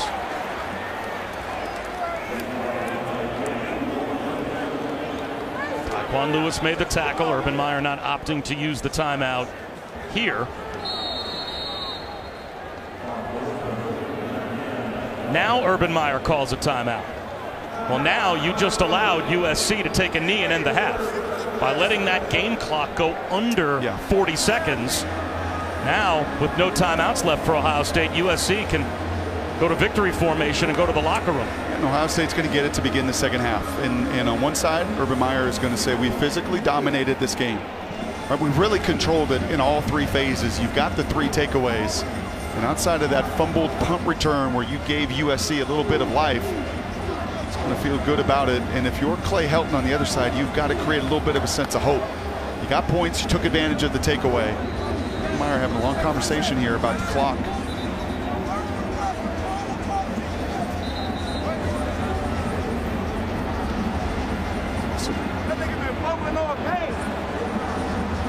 We've also been talking about a little hold. I wonder if that went back to that little play down on the goal line. You never know. These coaches tend not to forget those things very often. A bit of multitude of conversations.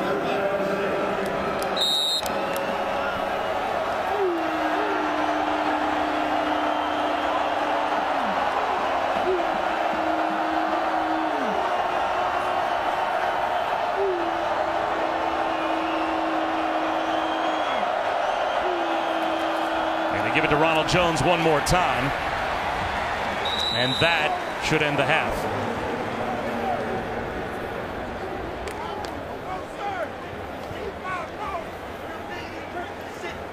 So USC was down 24-0. They score the final 7 points of the first half. Ohio State will start the 3rd quarter with the football, but we have seen teams come from much further down than 17 so far this season. So The Trojans are not out of the Goodyear Cotton Bowl Classic by any stretch, but J.T. Barrett and the Buckeyes, that's a dominant first half for Urban Meyer's team. And he's standing by with Allison. Coach Meyer, what has been the key to your defense's ability to affect Sam Darnold and create some of those takeaways? The defensive line is playing very well, and the best pass defense is a defensive front. Disrupt the quarterback. A great player, and if you just let him sit back there, he'll pick you apart, but we're getting pressure on him. How do you continue to sustain that pressure in the second half? Well, we lost momentum at the end of the starting quarter, so we got to get it back. We get the ball in the start of the second half. College football is all momentum right now, and so we have to get a nice drive and move the ball down the field and start the second half. Urban, thank you. All right, Allison, thanks very much. All the touchdowns of the first half, the result of turnovers. 17-point lead for the Buckeyes at the break. Time for the halftime report. Adnan Burke, take it away. Bowl Classic here at AT&T Stadium in Arlington. Just about set for the start of the third quarter. The last 7 points of the first half were scored by USC. Problem, the first 24 were scored by Ohio State, including 2 rushing touchdowns for J.T. Barrett. Bob Wischusen here with Brock Ewart, Allison Williams down in the field. 4 total turnovers the first half, resulting in all 4 touchdowns.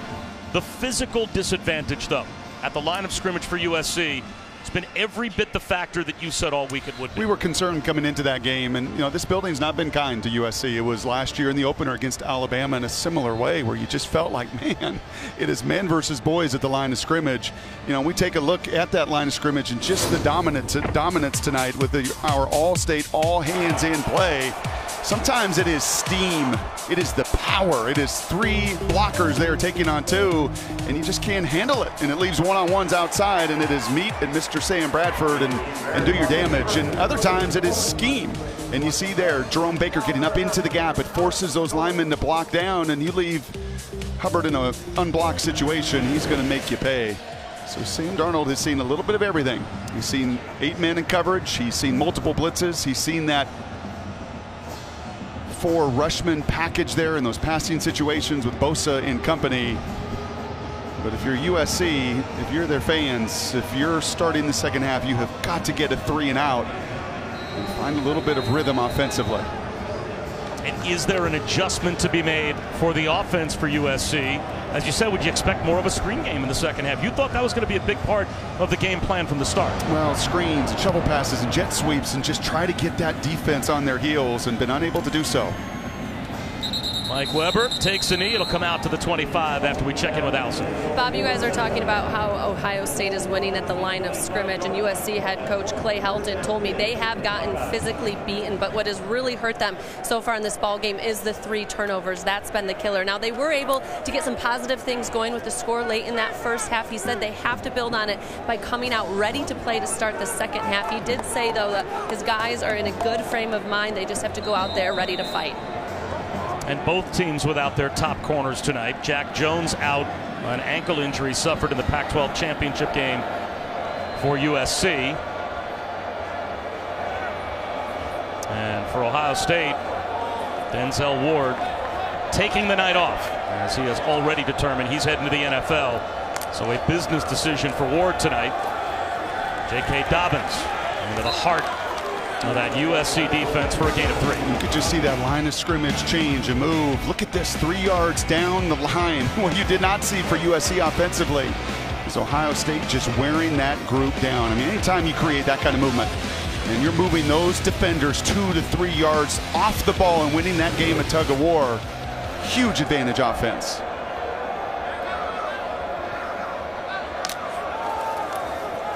End around. Paris Campbell has a lane. Cuts it back to midfield. Isaiah Langley eventually brought him down after he picked up 21. So you saw Jane Harris with a nickel blitz on that first down. They can feel that. This is a reaction off that. You want to try to blitz? You want to bring players off the edges? Well, we're going to change it. We're going to use all 53 yards horizontally. Harris, a guy they wanted to get involved. That's now a couple occasions where he's gotten in space and done damage. Here's the Texas native J.K. Dobbins. Stood up and driven back. No gain on first down. Cameron Smith We have not called out much tonight. The leading tackler, Butkus semifinalist and first team all Pac-12 middle linebacker, stepped up to make the stop.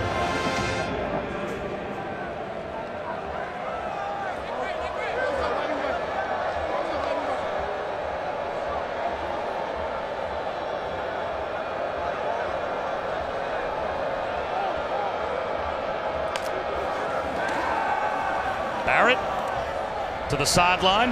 Austin Mack reaching for the first down and comes up about a half-yard shy. Brings up third down and short.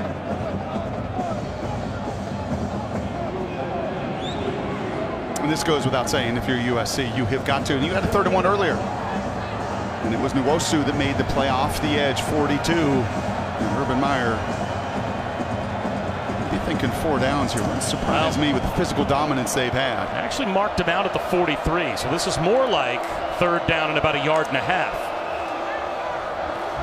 Barrett on a keeper, one-on-one in the open field, comes up short.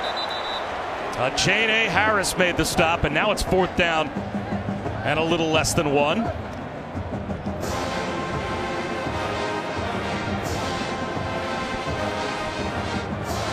He's going to trust the big boys. This is a reflection of what they did in that first half.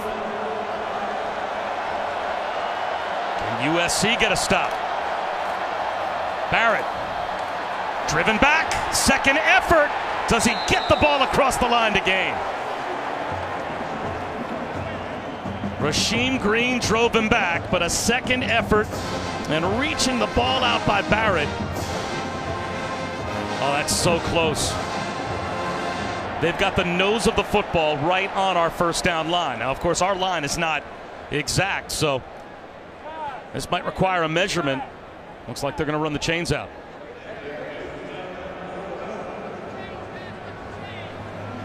I'll tell you what, that was an awesome job by Rasheem Green to make this ever so close. USC gets the stop on downs.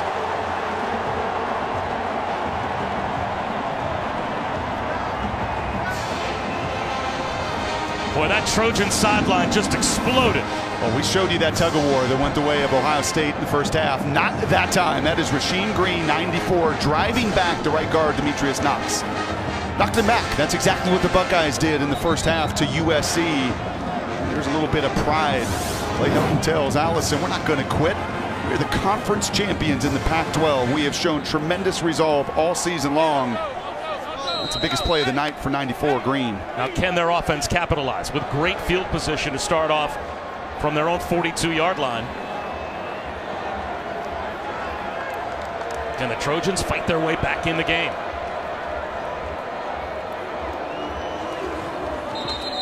And this play blown dead before it gets started. That's a good thing it was. The previous play is under further review. The ruling on the field was Ohio State was short of the first down. So replay buzzes down just before the snap. Now it looked on the replay that we saw like Barrett was down before he was able to reach the ball out. Couldn't see his knees in the pile, but it even looked like his elbow hit before he reached the ball out, but they want to make sure.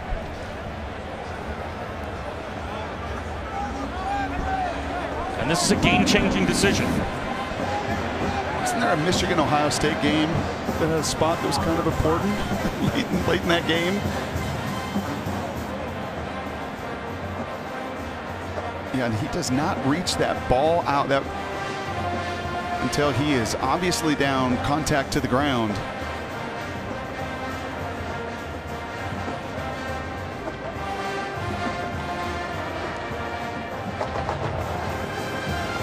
Hard to tell if his knee's down, but it looks like his elbow was down before he reached the ball out. And again, you have to have indisputable evidence to overturn the call. Look at him drive with those legs. I think you're right. I think those knees did not go down. It was that left elbow.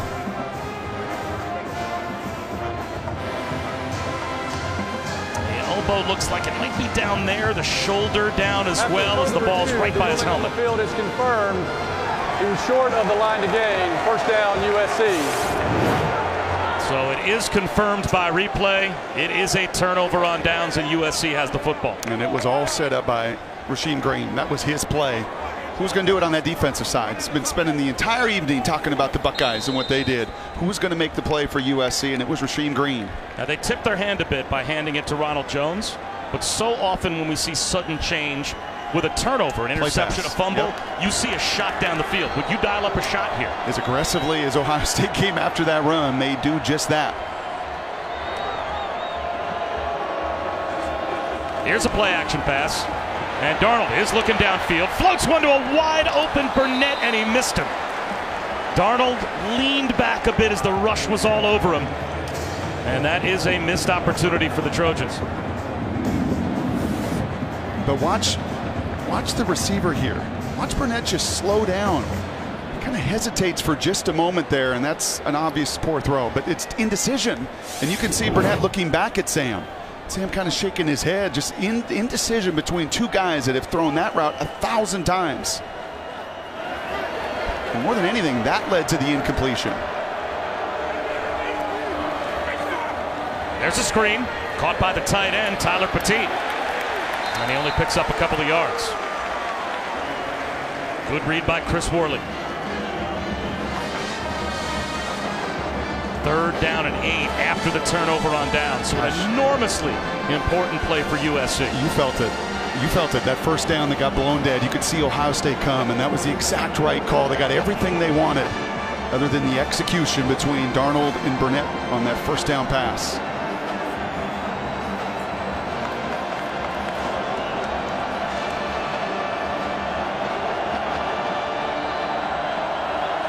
Another blitz, a rollout for Darnold, off his back foot to the sideline, incomplete. So it's a 3 and out for the Trojans after they get the takeaway on downs.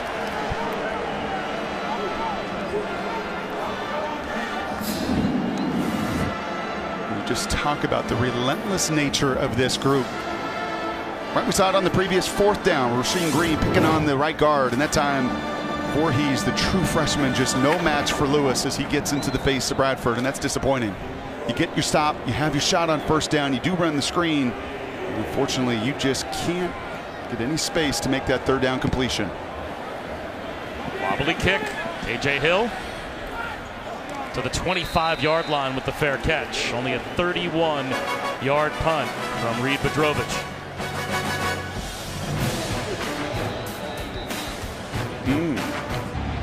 The shadows were large, weren't they? But once you stepped into the light so they could see you, you've been pretty successful yourself, huh? There's just one hurdle left to create your own shadow for the next guy.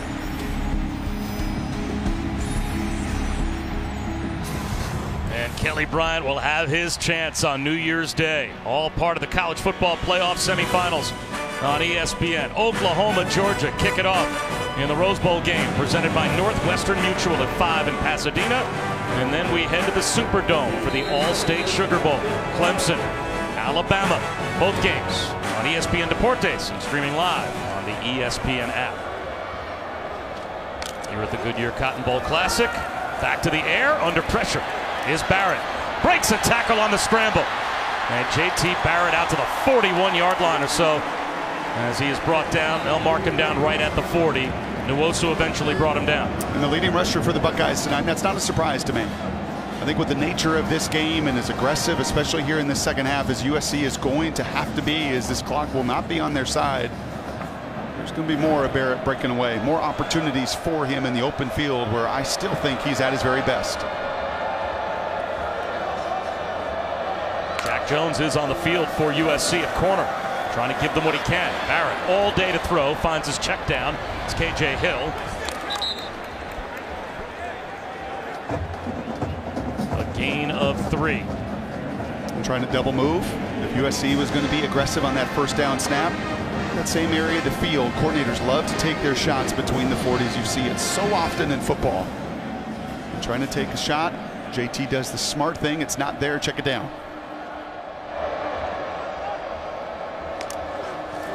Bobbled snap. JT Barrett keeps his composure. Another check down. Terry McLaurin driven back. about 5 yards shy of a first down. So that brings up a 3rd down and 5.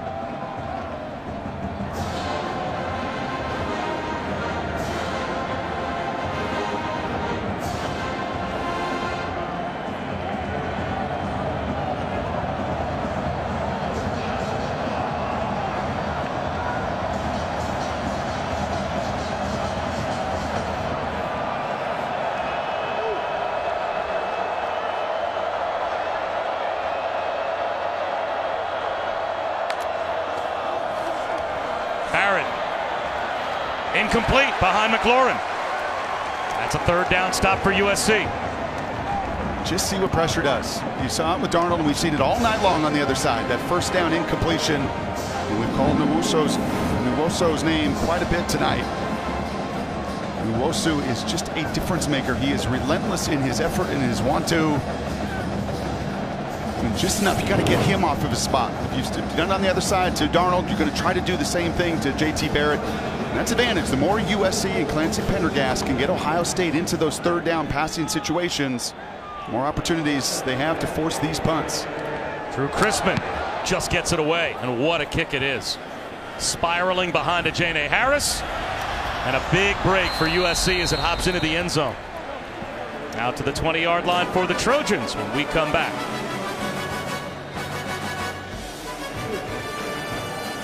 Cotton Bowl Classic, brought to you by Nissan, premier partner of the Heisman Trophy. Taco Bell, where you can experience the power of the dollar. AT&T. At Northwestern Mutual, spend your life living. Sad, just be able to play. This my last game being with all my brothers, my teammates I've been with for 4 years, just seeing everybody grow, seeing everybody, just overcome challenges and adversity, being through all the ups and downs of them together, just all those memories will come to an end, so it's always sad. Well, no player has grown more under Clay Helton than Uchenna Nwosu. He was a frustrated freshman, barely played, fought with a teammate, was sent home from the Holiday Bowl, and he said that was a turning point for him. And Helton went out of his way to put his arm around him, mentor him, and now Todd McShay has him listed as the number 9 outside linebacking prospect in the upcoming NFL draft. To the ground, Ronald Jones gets to the edge, picks up 4.5. Tyquan Lewis tripped him up. And that's positive.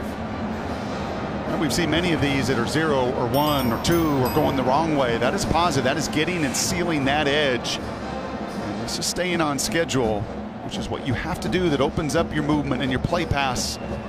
Allows you to dictate instead of that front and that pass rush on the other side that's had their way. 39 yards rushing for Jones. This time a blast up the middle for Ced Ware. That's about as impressive as we have seen the run game look in tonight's game for USC. Picked up 13. Here's a little bit more of that tempo, and the only way you can do that is to move the chains. That's what they wanted to do. And they at least show it.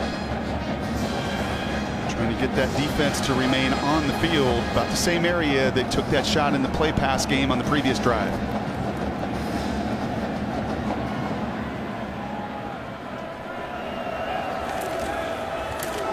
Nothing there on first down this time. As Ced Ware is dropped for a loss of a couple. Sam Hubbard again. Well, and that's on a tight end. Right, I mean, that's just a mismatch. We've seen it. Bebe is a nice athletic guy running routes, but a real challenge for these tight ends to either pass block, even with chips, or in that case, you're trying to just cut off that defensive end. And whether it's sealing the edge on the outside or crashing inside, these ends are having their way.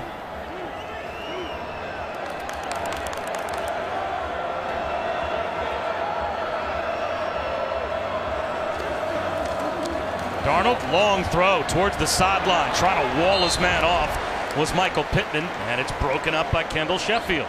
Now it's 3rd down and 12.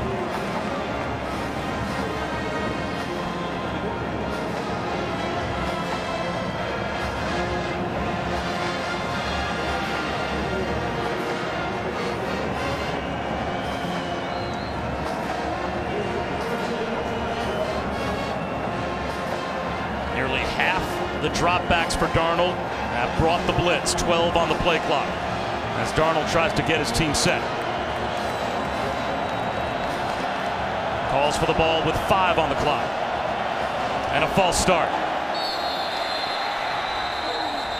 Now it'll be 3rd down and 17. Prior to the snap, false start, 70 on the offense. 5-yard penalty, 3rd down.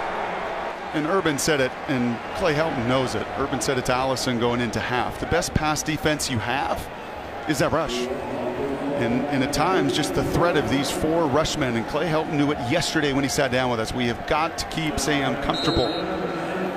But when this package comes on the field, whether it's 3rd and 7, 3rd and 12, and in this case 3rd and 17, there's a reason those offensive linemen flinch. They know the disadvantage they are up against with that speed on the field.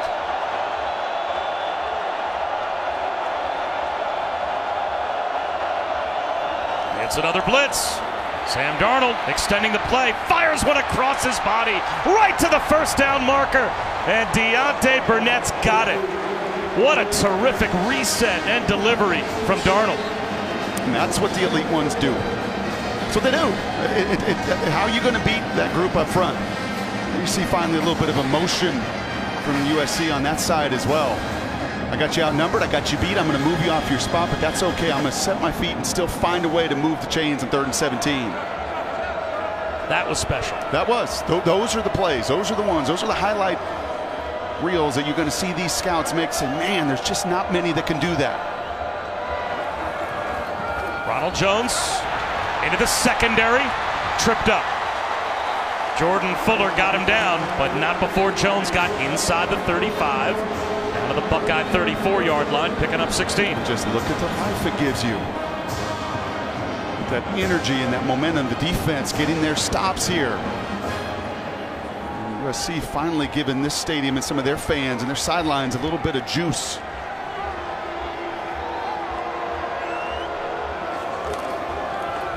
Jones again. Maybe a yard. You guys were mentioning what NFL scouts are seeing from Sam Darnold on the field tonight. Well, I can tell you when it comes to off the field, it's going to be all positive. Spent a little time with him this week. He is so impressive of a young man. And one of the things I loved, he told us, he said he learned from Deshaun Watson to set a goal for every month. He did that throughout the season.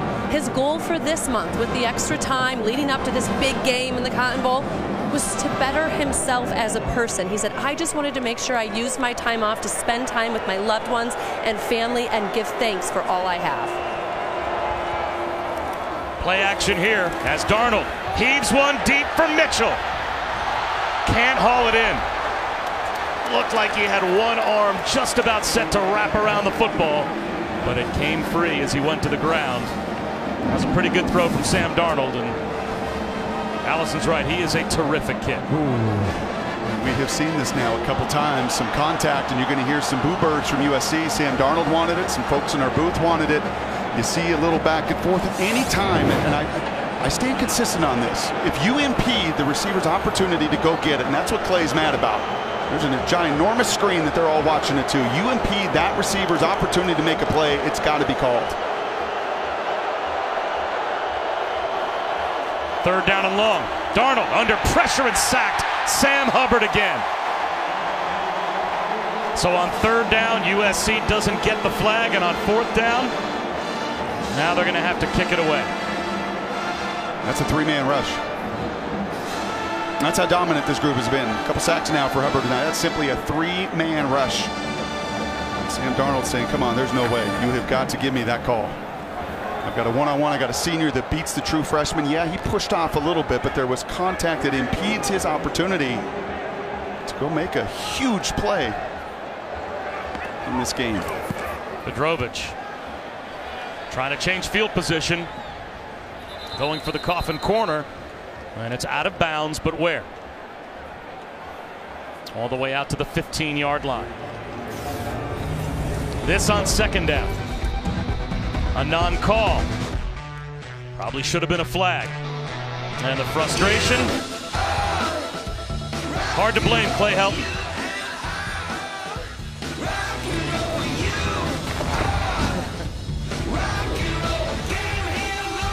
Powered by Goodyear, watching over the hard work and determination of blimp-worthy athletes for over 60 years. Goodyear, official sponsor of the College Football Playoff.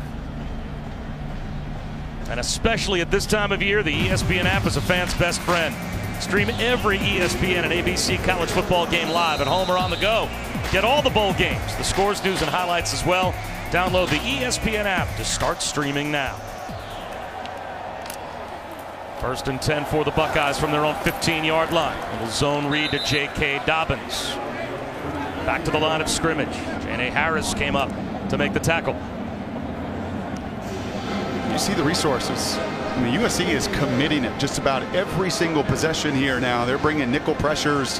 They're overloading a side. They're being aggressive on this side of the ball. Exactly what you have to do down 17. And do they have any other choice? Nope.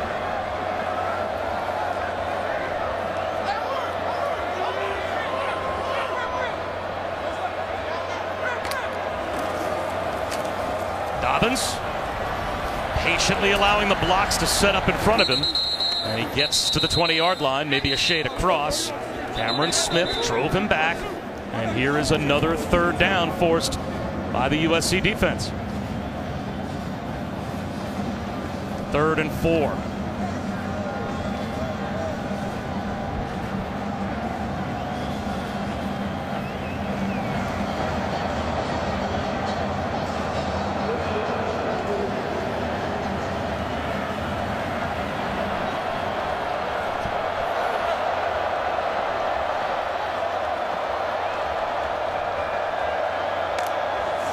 Five-man rush. Barrett, well protected, slings one to the sideline, broken up, and a flag out. Oh, that is going to infuriate the USC sideline as Austin Mack bumped by Jack Jones. Let's get the call.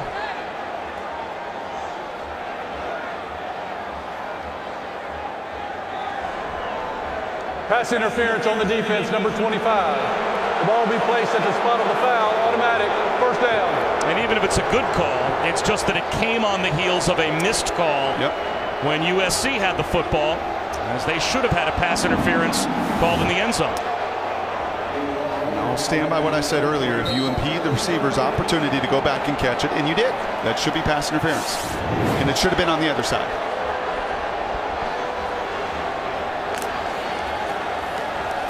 Harris Campbell looking to turn the corner. This time the edge set by the USC defense. And he is brought down for a loss. Cameron Smith got some help from Chris Hawkins. He sure did, and it was Iosefa that set the edge there for USC. USC is not giving up that edge. And whether it's some end arounds or some outside stretch, Iosefa there doing kind of like the Ohio State ends have done on the other side. Set the edge and let the pursuit come and finish.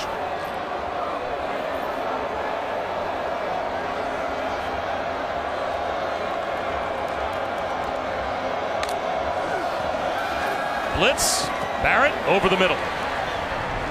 Marcus Baugh, 4 yards shy of a 1st down, so it brings up another 3rd down and 4. Pace here from Urban.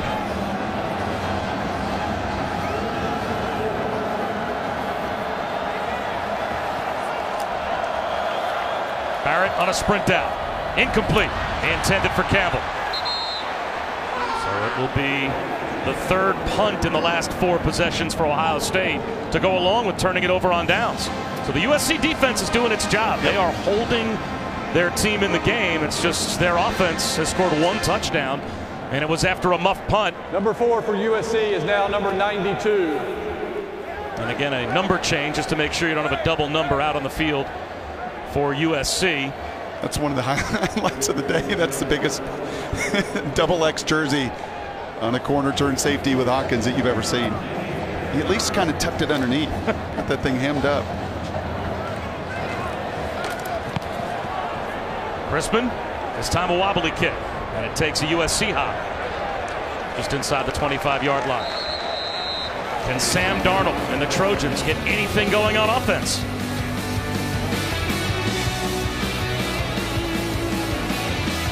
Turn to the Goodyear Cotton Bowl Classic. Bob Wischusen, Brock Ewart, Allison Williams here in Arlington.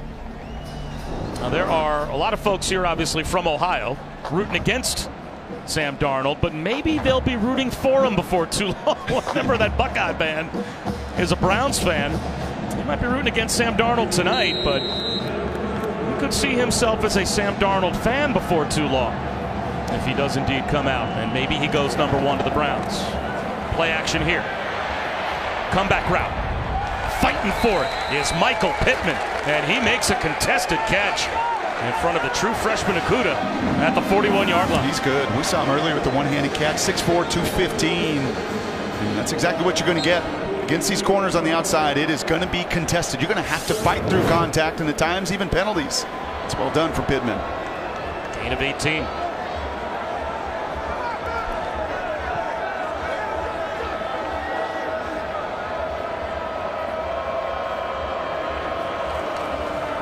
Ronald Jones cuts back to the 46, picks up 4.5. Again, the only USC touchdown was off of a muffed punt by KJ Hill, where they started at the plus 15-yard line. So they have not put together one scoring drive tonight where they have started with any distance between themselves and the Buckeyes' end zone. They're one big play away from making this a 10-point game. And as Urban Meyer said to Allison, it's about momentum in college football so much these days. And right now it is at a stalemate in this third quarter between the two teams. Who's going to make the play to turn it? Ronald Jones maybe back to the line of scrimmage. Robert Landers, who's listed 3rd at defensive tackle on the Buckeye depth chart, has been in the backfield more than once tonight. Just shows their depth up front.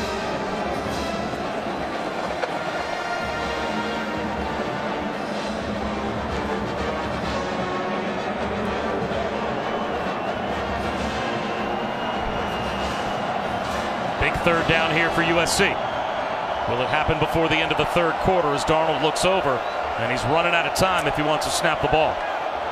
They're going to go to the fourth quarter.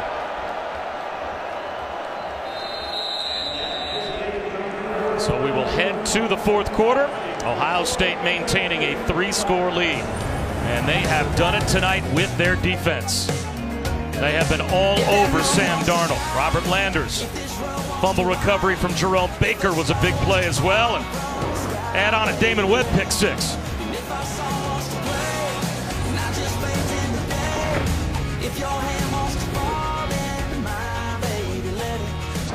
Nearly half the dropbacks tonight for Sam Darnold. He has either been hurried, hit, or sacked by the defensive front for Ohio State, and facing 3rd down and 4 to start the fourth quarter of the Goodyear Cotton Bowl Classic. Bob Wischusen here with Brock Ewart, Allison Williams, trying to keep the game alive. Big 3rd down to start the fourth quarter for Sam Darnold.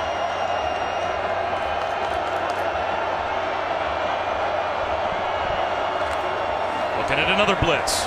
Takes a shot down the sideline. Drops it in, but maybe out of bounds. Tyler Vaughns. The officials get together. He thinks he's in. And these are the two officials that have to decide and make a call. It looks like they're going to give him the catch. The ruling on the field is a completed pass.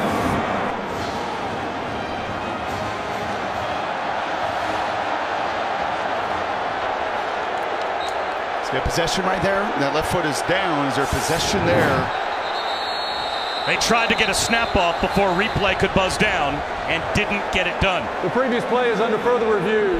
The ruling on the field was a completed pass. Well, we had them up tonight. We've had a couple spots on both sides. I think they've gotten those right. We had a play earlier with Burnett in that first quarter. Catch, no catch, survival with the ground. Is there possession here of the ball with that left foot down? The ruling on the field is a completed catch. So it has to be indisputable that his foot is coming off the turf before he has possession of the football. And if we freeze frame it and it's in his hands and that left toe's still down, I'm not sure how you would be able to take away the call on the field once they set that precedent. I am not sure how you completed that pass 40 yards down the field with that little room to the boundary. I mean, there was no margin for error in any phase of that.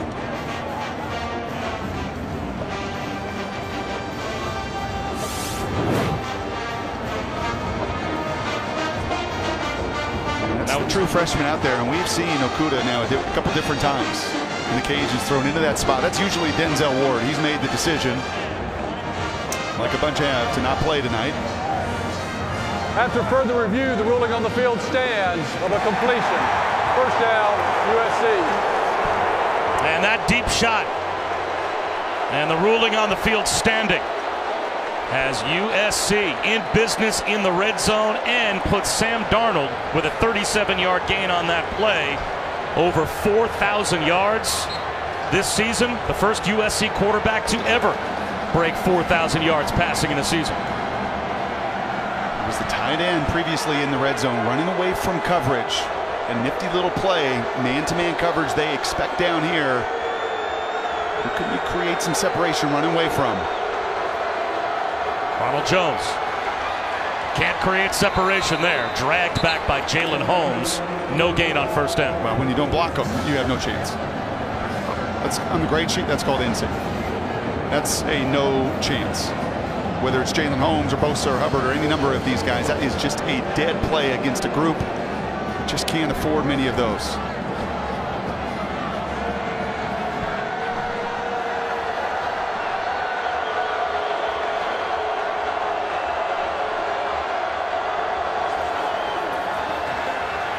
Darnold floating one for Burnett. Incomplete. And Burnett had a step. Darnold just a little too much air under the football. Now it's third down and 10. And what a route here from Burnett, and you could see Darnold right there. This is a little double move. This is a little spin move here. Little spin cycle, getting exactly what you want. Sometimes as a QB, those are hard. You're trying to anticipate and throw it. Everything condenses. You just got to get air on it, and you just got to give your receiver room. What a beautiful route. Once again, unfortunately, a lack of execution. That's a touchdown.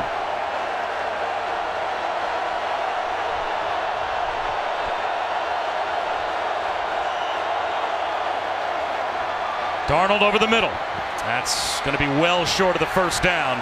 Tyler Vaughn's brought down at the 10, makes it 4th down and 4, and without hesitation, Clay Helton's going to try and make it a 2-possession game by sending the field goal group out. And that's the right move. This is a have to. Just like hitting that second down touchdown pass, getting what you want and getting your matchup on a safety, and a beautiful route there by Burnett. He just couldn't finish.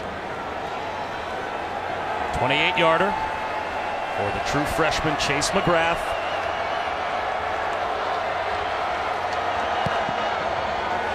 Hits the upright. Back in play. And the ball is dead when it hits the upright. So Okudah tried to take the Karen the other way, but with 2 minutes gone by in the fourth quarter, that is a backbreaker for USC, coming away empty in the red zone, no points, and it's still a 3-score game.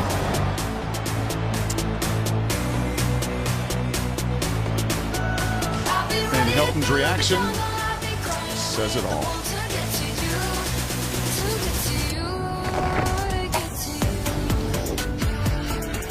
We're back with tonight's Capital One pivotal performance.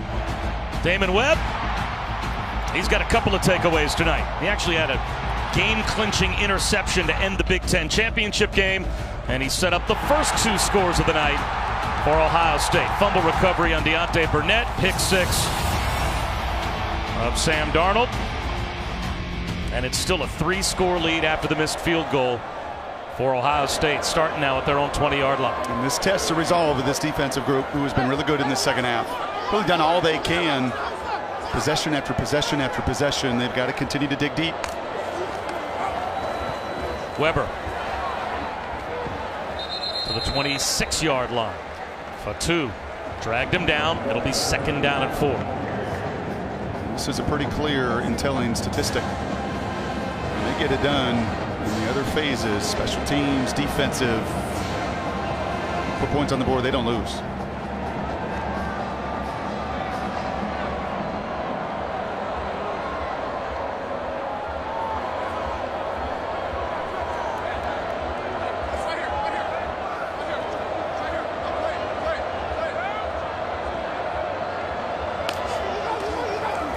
Play action. JT Barrett Over the middle. Bobbled catch made by Marcus Baugh.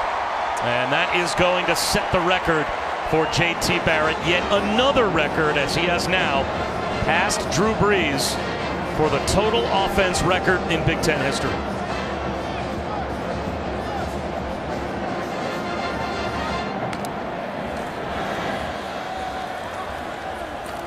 Weber driven back after a gain of about 1.5 yards. Cameron Smith made the stop for USC. And JT does it between the tackles. And I think that stat, and those numbers, and there's no way you pass Drew Brees unless you're durable, you're available, as JT has been now for 4 years, largely fighting through injuries. It's so dangerous with over 3,100 rushing yards and that 12,000 plus total. J.T. Barrett pulls it back and is dragged down in the flat. Jordan Iosefa with a really nice play one-on-one against Barrett. Still picked up 3. And that brings up 3rd down right at midfield. 3rd and a long 6. And this has been blitz in disguise and getting JT uncomfortable in the second half. Right, you almost have felt here that Ohio State's not going to give the ball away. And why would you? As your defense has largely controlled this game, because you're not giving your opponent anything, and that really has been so much of the plan, it feels like, in this second half.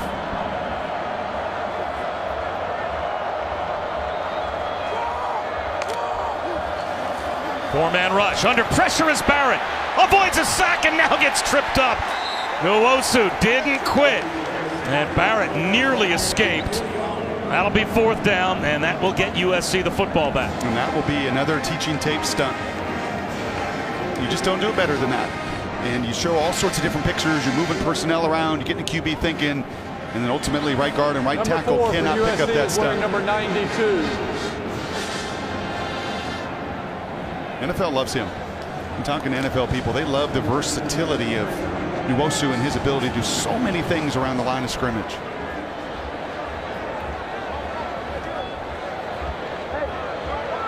Play clock winding down. Goes to 0. That'll be a delay of game. They did not get the snap off unless Urban Meyer called a timeout from the sideline. Timeout. He did. Ohio State. They're first.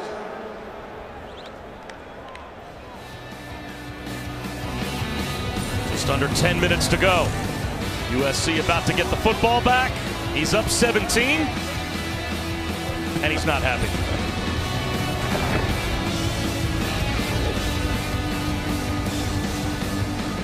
Your Cotton Bowl Classic, brought to you by Goodyear, hardworking tires that deliver blimp-worthy performance. The Capital One Venture Card, earn unlimited double miles on every purchase every day. Ford, going further so you can. And Chick-fil-A, party season is Chick-fil-A catering season. Order now. A lot of people helped me, along my journey. Being here at Ohio State, I had a lot of goals coming in. Was able to accomplish a lot of them. Well, J.T. Barrett's career is going to go down as legendary in the Big Ten. Even if there were times where maybe a Buckeye fan felt like they came up shorter than they should. J.D. Harris trying to make the first man miss. And he gets to the 18-yard line before he is brought down by Paris Campbell as we take a look at this blimp-worthy play brought to you by Goodyear. Well, this is it. This is the record breaker, passing Drew Brees all-time total offense, owns the total touchdown record in the conference by a long ways. And is he a pocket passer and a guy at the next level? No. Is he going to work his tail off to prove doubters wrong? Yes. But when it comes to his career in Columbus, you're exactly right. It will be remembered so fondly down the road. And 4-0, most importantly, against that team up north. Still down 3 scores with 9:49 to go. Now no margin for error for USC. Sam Darnold's going to have to push the ball down the field, and he'll try here. To midfield, Stephen Mitchell. Did he get in bounds? Flag down. He may have been interfered with, even if he was ruled to be out of bounds. It's an incomplete pass. He was out of bounds.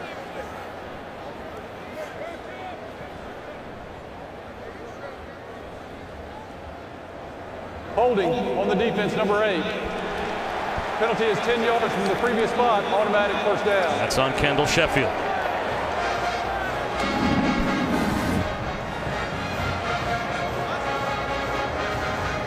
And there's a little hold. Not pass interference because the ball not up in the air yet. Now, is that right foot in bounds? Or was it just out of bounds? So 10 yards out to the 27-yard line for USC.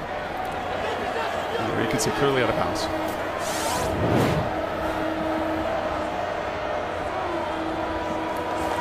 Four-man rush. Darnold on the slant, finds Burnett. Close to a first down.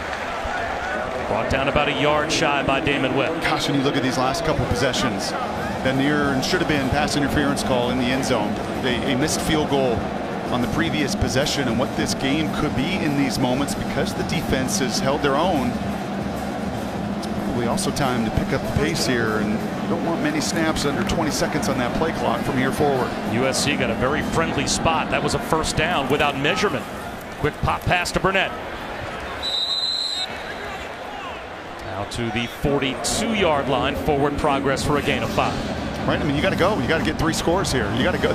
Your urgency and your tempo has got to pick up here. Especially for an offense that yesterday, talking to T. Martin, said we're going to play with tempo. We're going to play with the tempo Ohio State hasn't seen yet this season. But the play clock already under 20 as Darnold's getting his team set.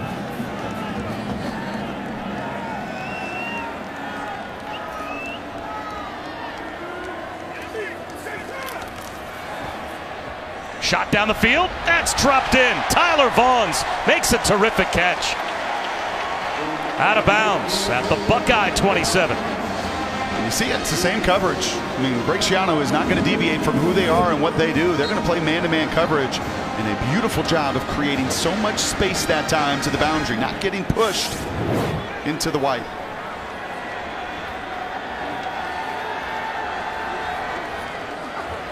Another shot for Vaughns. Incomplete. Flag out. That's going to be Jeffrey Okudah, the true freshman, that's going to get called.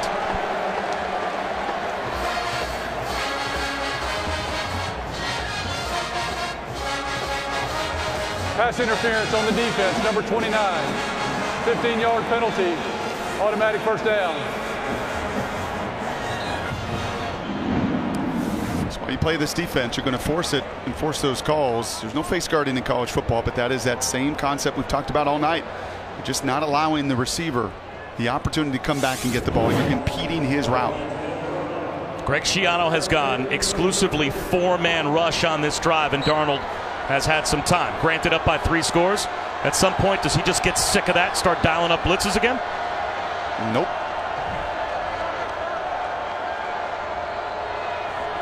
Another 4-man rush. Darnold under pressure, hit from behind. The ball's out. Is it another USC giveaway?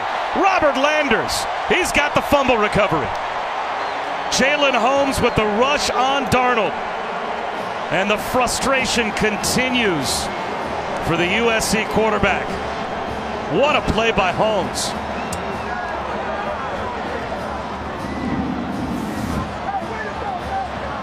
You could see he wanted to throw there the first time.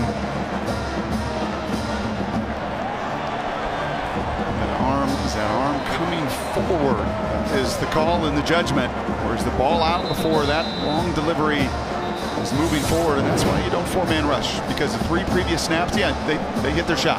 Got a holding call, pass interference, but there were guys in his face repeatedly. And he has to double clutch there, and as of now, the 4th takeaway for Schiano's defense.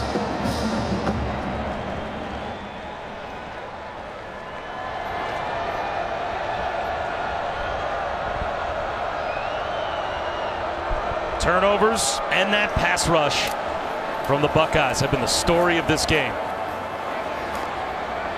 J.K. Dobbins jitterbugging out to about the 18-yard line. Marvell Tell made the stop. Well, they'll be the story of Sam Darnold if he decides here in the next couple weeks that he's done as a Trojan as well. Every one of those will be studied. And if he goes pro, he'll sit down with John Gruden, and the takeaway reel, turnover reel will be shown, every single one of those, as far as the ball security goes, and making that top priority. Dobbins. A couple of yards shy of a first down. Iosefa made the stop.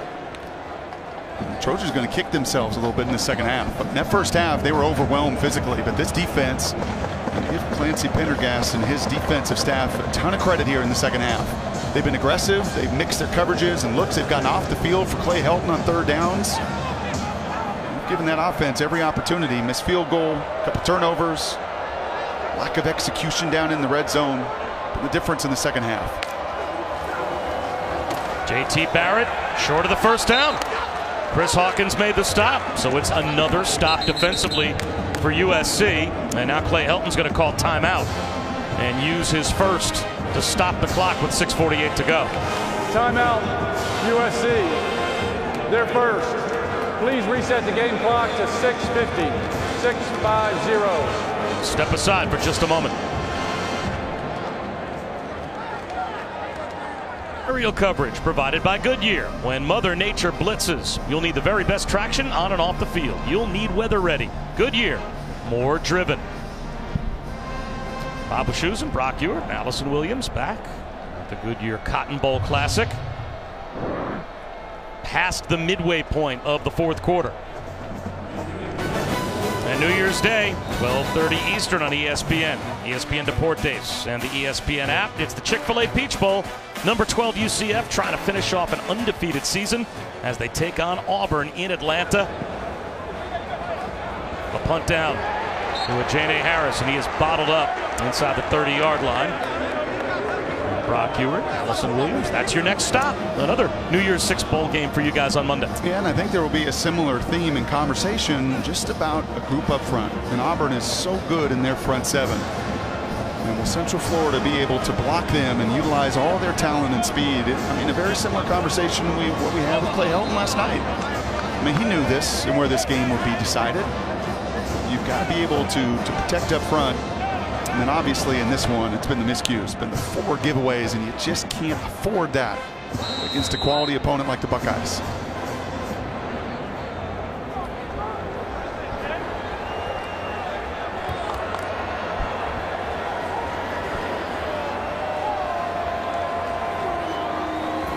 Darnold looking at another 4-man rush over the middle to the 35-yard line, a gain of 6 for Deontay Burnett. The last 2 possessions for USC, they have moved the ball down in scoring range, but a fumble in the red zone and a missed field goal to go along with the 3 first-half giveaways that all resulted in Buckeye touchdowns. There's a lot to regret for USC, assuming they run out of time in the last 6 minutes. Darnold shooting one down the sideline. Broke it up. Pittman, the intended receiver. Well covered by Sheffield. You know what most elite defenses have, and we're going to get to watch a bunch of them on Monday. And Sam Darnold knows this, is they just stick to what they do. Every elite defense I was ever around, saw, covered, and they don't deviate. Right? They lose their best corner, Denzel Ward, makes a business decision tonight. They don't deviate. Doesn't matter if it's true freshmen out there. We're going to rush forward. We're going to do what we do. We're going to play that press man, even with a 17-point lead and 5 minutes to go. Now they show blitz, and they will bring one. Darnold, quarterback run. First down. Pulled down by Malik Harrison from behind, but able to move the chains. And you take a look at this, to your point earlier about kicking yourself, 67 plays for USC. Remember, OSU had 22 in that first quarter. They got just 54. They can't find a third down conversion on offense. And it might be a foregone conclusion, but USC's got to go. Another blitz. Darnold avoids a sack. Now gets bottled up and thrown down again. And there is Nick Bosa at the bottom of the pile. 6th sack of the night for the Buckeyes. And just look at it. I mean, look at them. Look at all of them. Right at the line. I dare you. I dare you to keep throwing these fade routes. Maybe we get a holding call or pass interference, but that's all you got. That's a low percentage and low odds, and then eventually we're going to get you once. Right? We're going to create that negative play that's going to make your life miserable. 111 tackles for loss on the season now for Ohio State.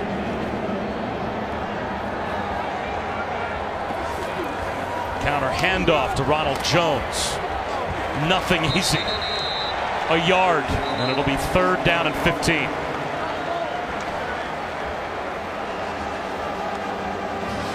And it's no fun playing this position when there's just not many answers. I mean, the answers, and Tom Blackledge said this beautifully in the Pac-12 championship game, that Darnold this year is at his best creating and making plays outside the pocket. There's also times when you play these defenses that, I mean, you got to win one-on-one. You got to beat man coverage. You got to make those plays, but you're just playing into the hands. And again, look at this. They're just daring you.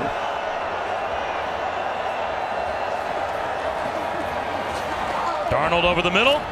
Finds Imatorbhebhe.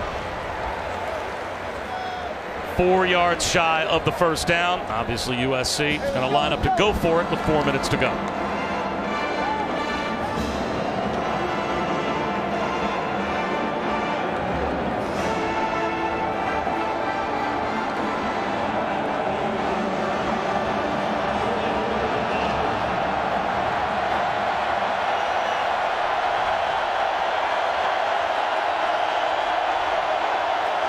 Another USC blitz look as on the slant, Burnett is able to make the catch. Once again, Ohio State brings pressure, and that time the protection for USC just held up enough. There's one thing that no Buckeye fan can ever say is, wow, we shouldn't have gone to prevent. They don't have that in the playbook for Greg Schiano and Urban Meyer, continuing to be aggressive, continuing to be who they are.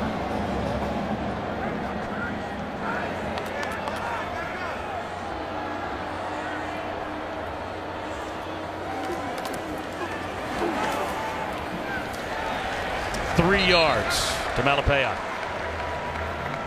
Another tackle for Jerome Baker.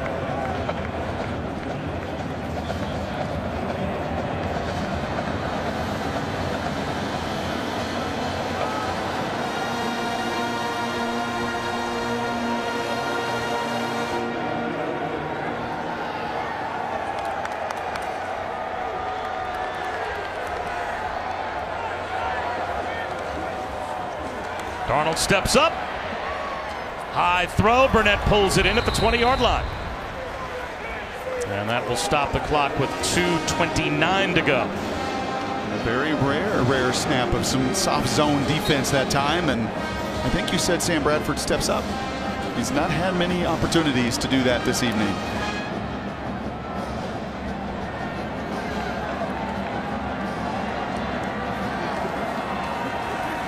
Darnold under pressure, and what else is new for that Ohio State Buckeye defensive front? The pocket collapses, sack number 7. It looks like the true freshman Chase Young gets in on the act.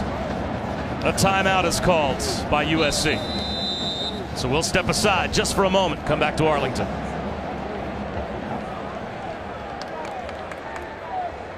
Welcome back to the Goodyear Cotton Bowl Classic, where they are getting set to bring some hardware out for Ohio State, as USC down by 3 scores with 2 minutes and 10 seconds to go. And stay tuned for the Ford Escape postgame. After the game, we will have postgame reaction, the trophy celebration, interviews with Allison down on the field. And that is a nice piece of hardware that the Buckeyes should be lifting as champions of the Goodyear Cotton Bowl Classic. Sam Darnold playing for pride and trying to keep the game alive. Wheels to the sideline, takes a heavy hit out of bounds, and there's the flag. Malik Harrison gives him a shove, and now after the play is over, said where a running back comes over and takes a shot at Malik Harrison. That draws another flag, and now you want to make sure that we do not have anything ugly break out with Clay Helton in the middle of it, trying to keep his team away from those Buckeyes players. And this altercation's not over yet. Another flag out.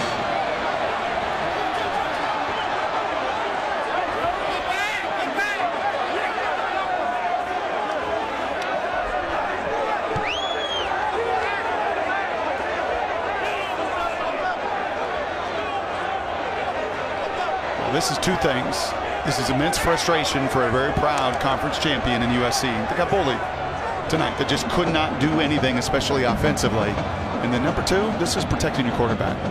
This shows you the love and the admiration that Sam Darnold has, not just with his offensive players, with the entirety of his team. And again, over 3 days in Dallas, that's the thing that resonated to all of us more than anything else, is how much respect and command he has for this team. And Helton, I know, is frustrated. He does not like that kind of extracurricular activity.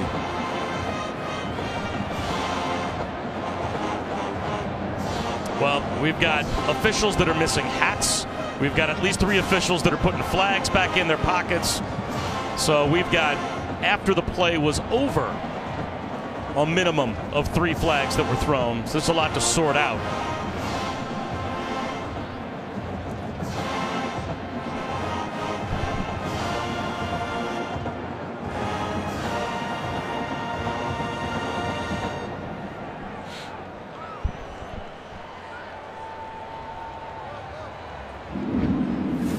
And another look at the hit by Malik Harrison, with Darnold getting to the sideline and taking an extra shove. And then you could see Ced Ware, number 28, backup running back, coming over. He takes a shot at Harrison, and it escalates from there. And there's no doubt about the original call. Sam Darnold is in the white, and he is shoved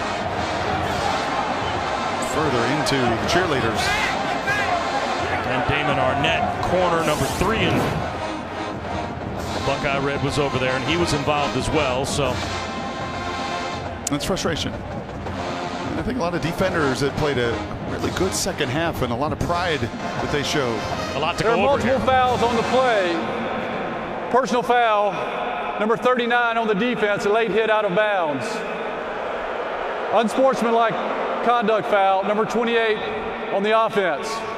There's also number 21, USC, came off the bench. He is disqualified for fighting. Number 21. All of those fouls offset. 3rd down.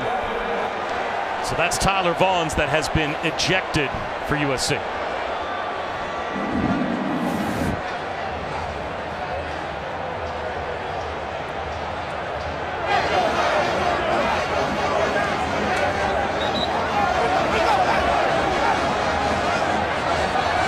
Coming over, I guess, just that little shove wasn't USC number 21 on the offensive side of the ball is not disqualified. Number 21 who came off the bench is disqualified. So that's Jamel Cook, backup cornerback, who obviously also wears 21, as does Tyler Vaughns on the offensive side. So I have to clarify which USC 21 has been ejected. One of the things you love about college football, the double number. It's a play-by-play guy's best friend. My favorite this year was Michigan, who had 4 players that wore 3. Well, do your job. Now, one was Rashawn Gary. He was pretty easy to pick out of the crowd. But so after all is said and done, 3rd down, and now Urban Meyer is going to call a timeout defensively for Ohio State. Ohio State.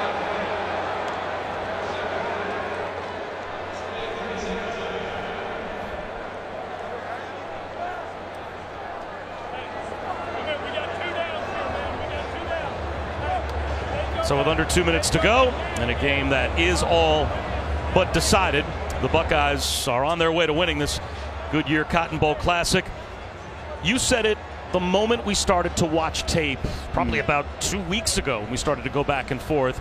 This is going to be, if USC can avoid it, their toughest physical mismatch of the season. That's the way it's played out. That pass rush has created those turnovers more often than not today for the Buckeyes. Yeah, I think maybe outside Notre Dame. We saw Notre Dame this year. That's an awfully physical team, a veteran team, some NFL offensive linemen and defensive linemen, and they really pushed USC around. They've just not faced a lot of this. Right? I mean, over the course of the year, they faced 1 scoring defense in the top 30. One rush defense in the top 25. That was Texas. The top 30 was Stanford. Right, and now we've gotten a little taste in bowl season, this Big Ten Pac-12 matchup, and it has gone the way of the Big Ten. In big time. Right, last night, Michigan State, a very similar kind of message sent that physically, sorry, Washington State, you can't compete with us. And in many ways today, Ohio State pushing USC around as well. After the timeout, 3rd down, and a long 7, close to 8.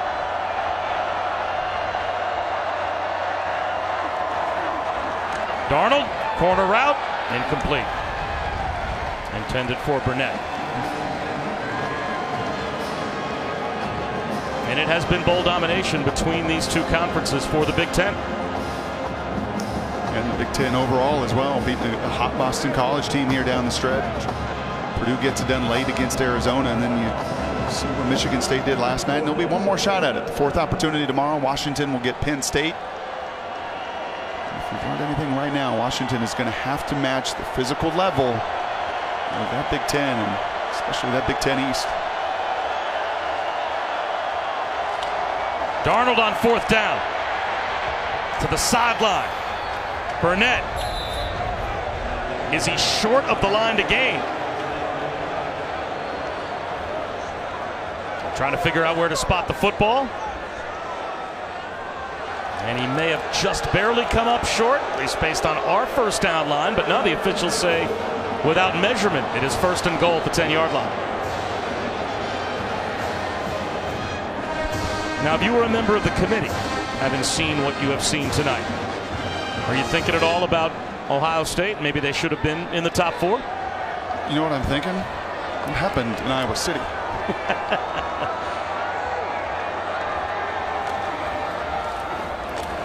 I'm serious. How did Iowa score 55 points? I mean, this is a USC team that's hot, right? You got an NFL running back, one top 10 quarterback, top 10 pick in the draft in the NFL with Sam Darnold. Team that was going up and down the field, right? Scoring 30 plus a game, and they've got 7 tonight. Coming up on SportsCenter with SVP as soon as we're done here at the Cotton Bowl Classic. We will assess Sam Darnold's NFL future and what may have been his final game tonight with USC. Also, Kirk Herbstreit's reaction as he has taken in our game. And Westbrook, Giannis, a controversial finish, a buzzer beater that maybe should have been reviewed. It's all on SportsCenter after the Goodyear Cotton Bowl Classic with SVP coming up on ESPN. And I'm also thinking, and we have seen this for years and years and years, the dominant defensive lines just set the tone. And it's what Clemson's going to bring to the table in that matchup. Two really good dominant groups. I think Clemson, #1 in all of America, and this is the #2 defensive line, and it's expressed itself over the course of this game.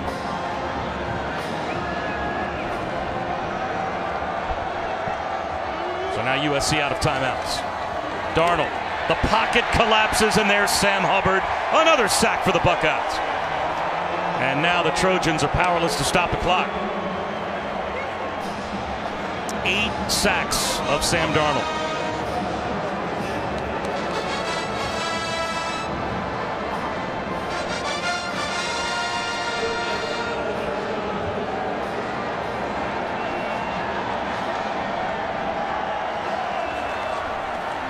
Darnold running for his life again. Heaves one, a jump ball in the end zone. Broke it up. Kendall Sheffield all over Michael Pittman. And now it's 4th and goal. Back just inside the 20-yard line.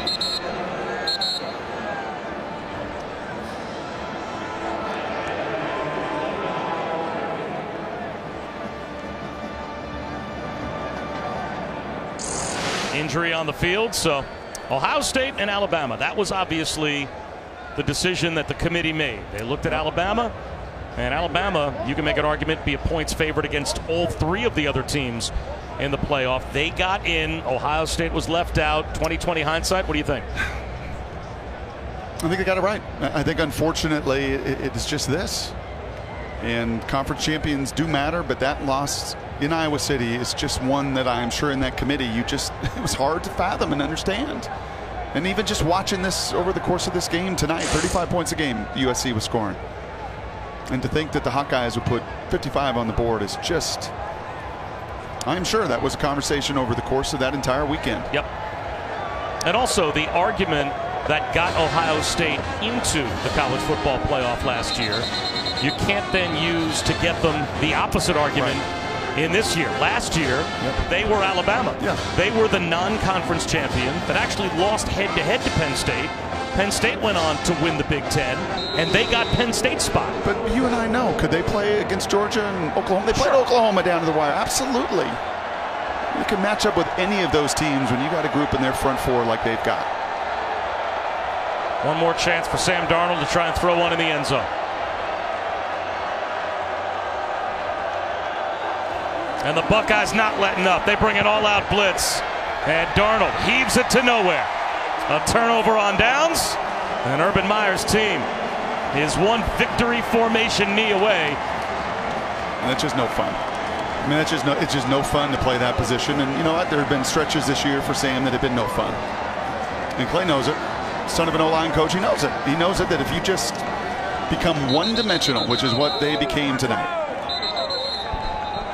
and you're going to get every blitz known to man and man coverage outside, and Urban's not, with Greg Schiano, is just not going to let up.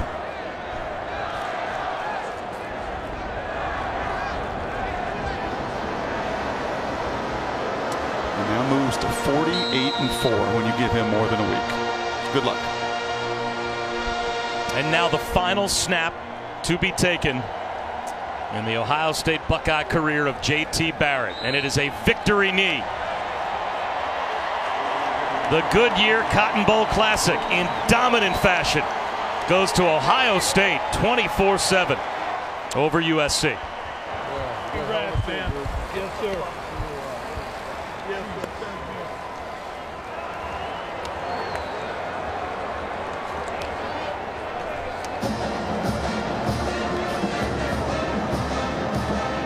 That's two of the best right there. As J.T. Barrett with some words of consolation for Sam Darnold. And the Bosa tradition just keeps on rolling in Columbus, as 3 of the last 4 Big Ten defensive linemen of the year have had the last name Bosa, twice for Joey, this year for Nick. He's only a sophomore. He'll be back next year. And Urban Meyer just keeps on churning out wins in Columbus.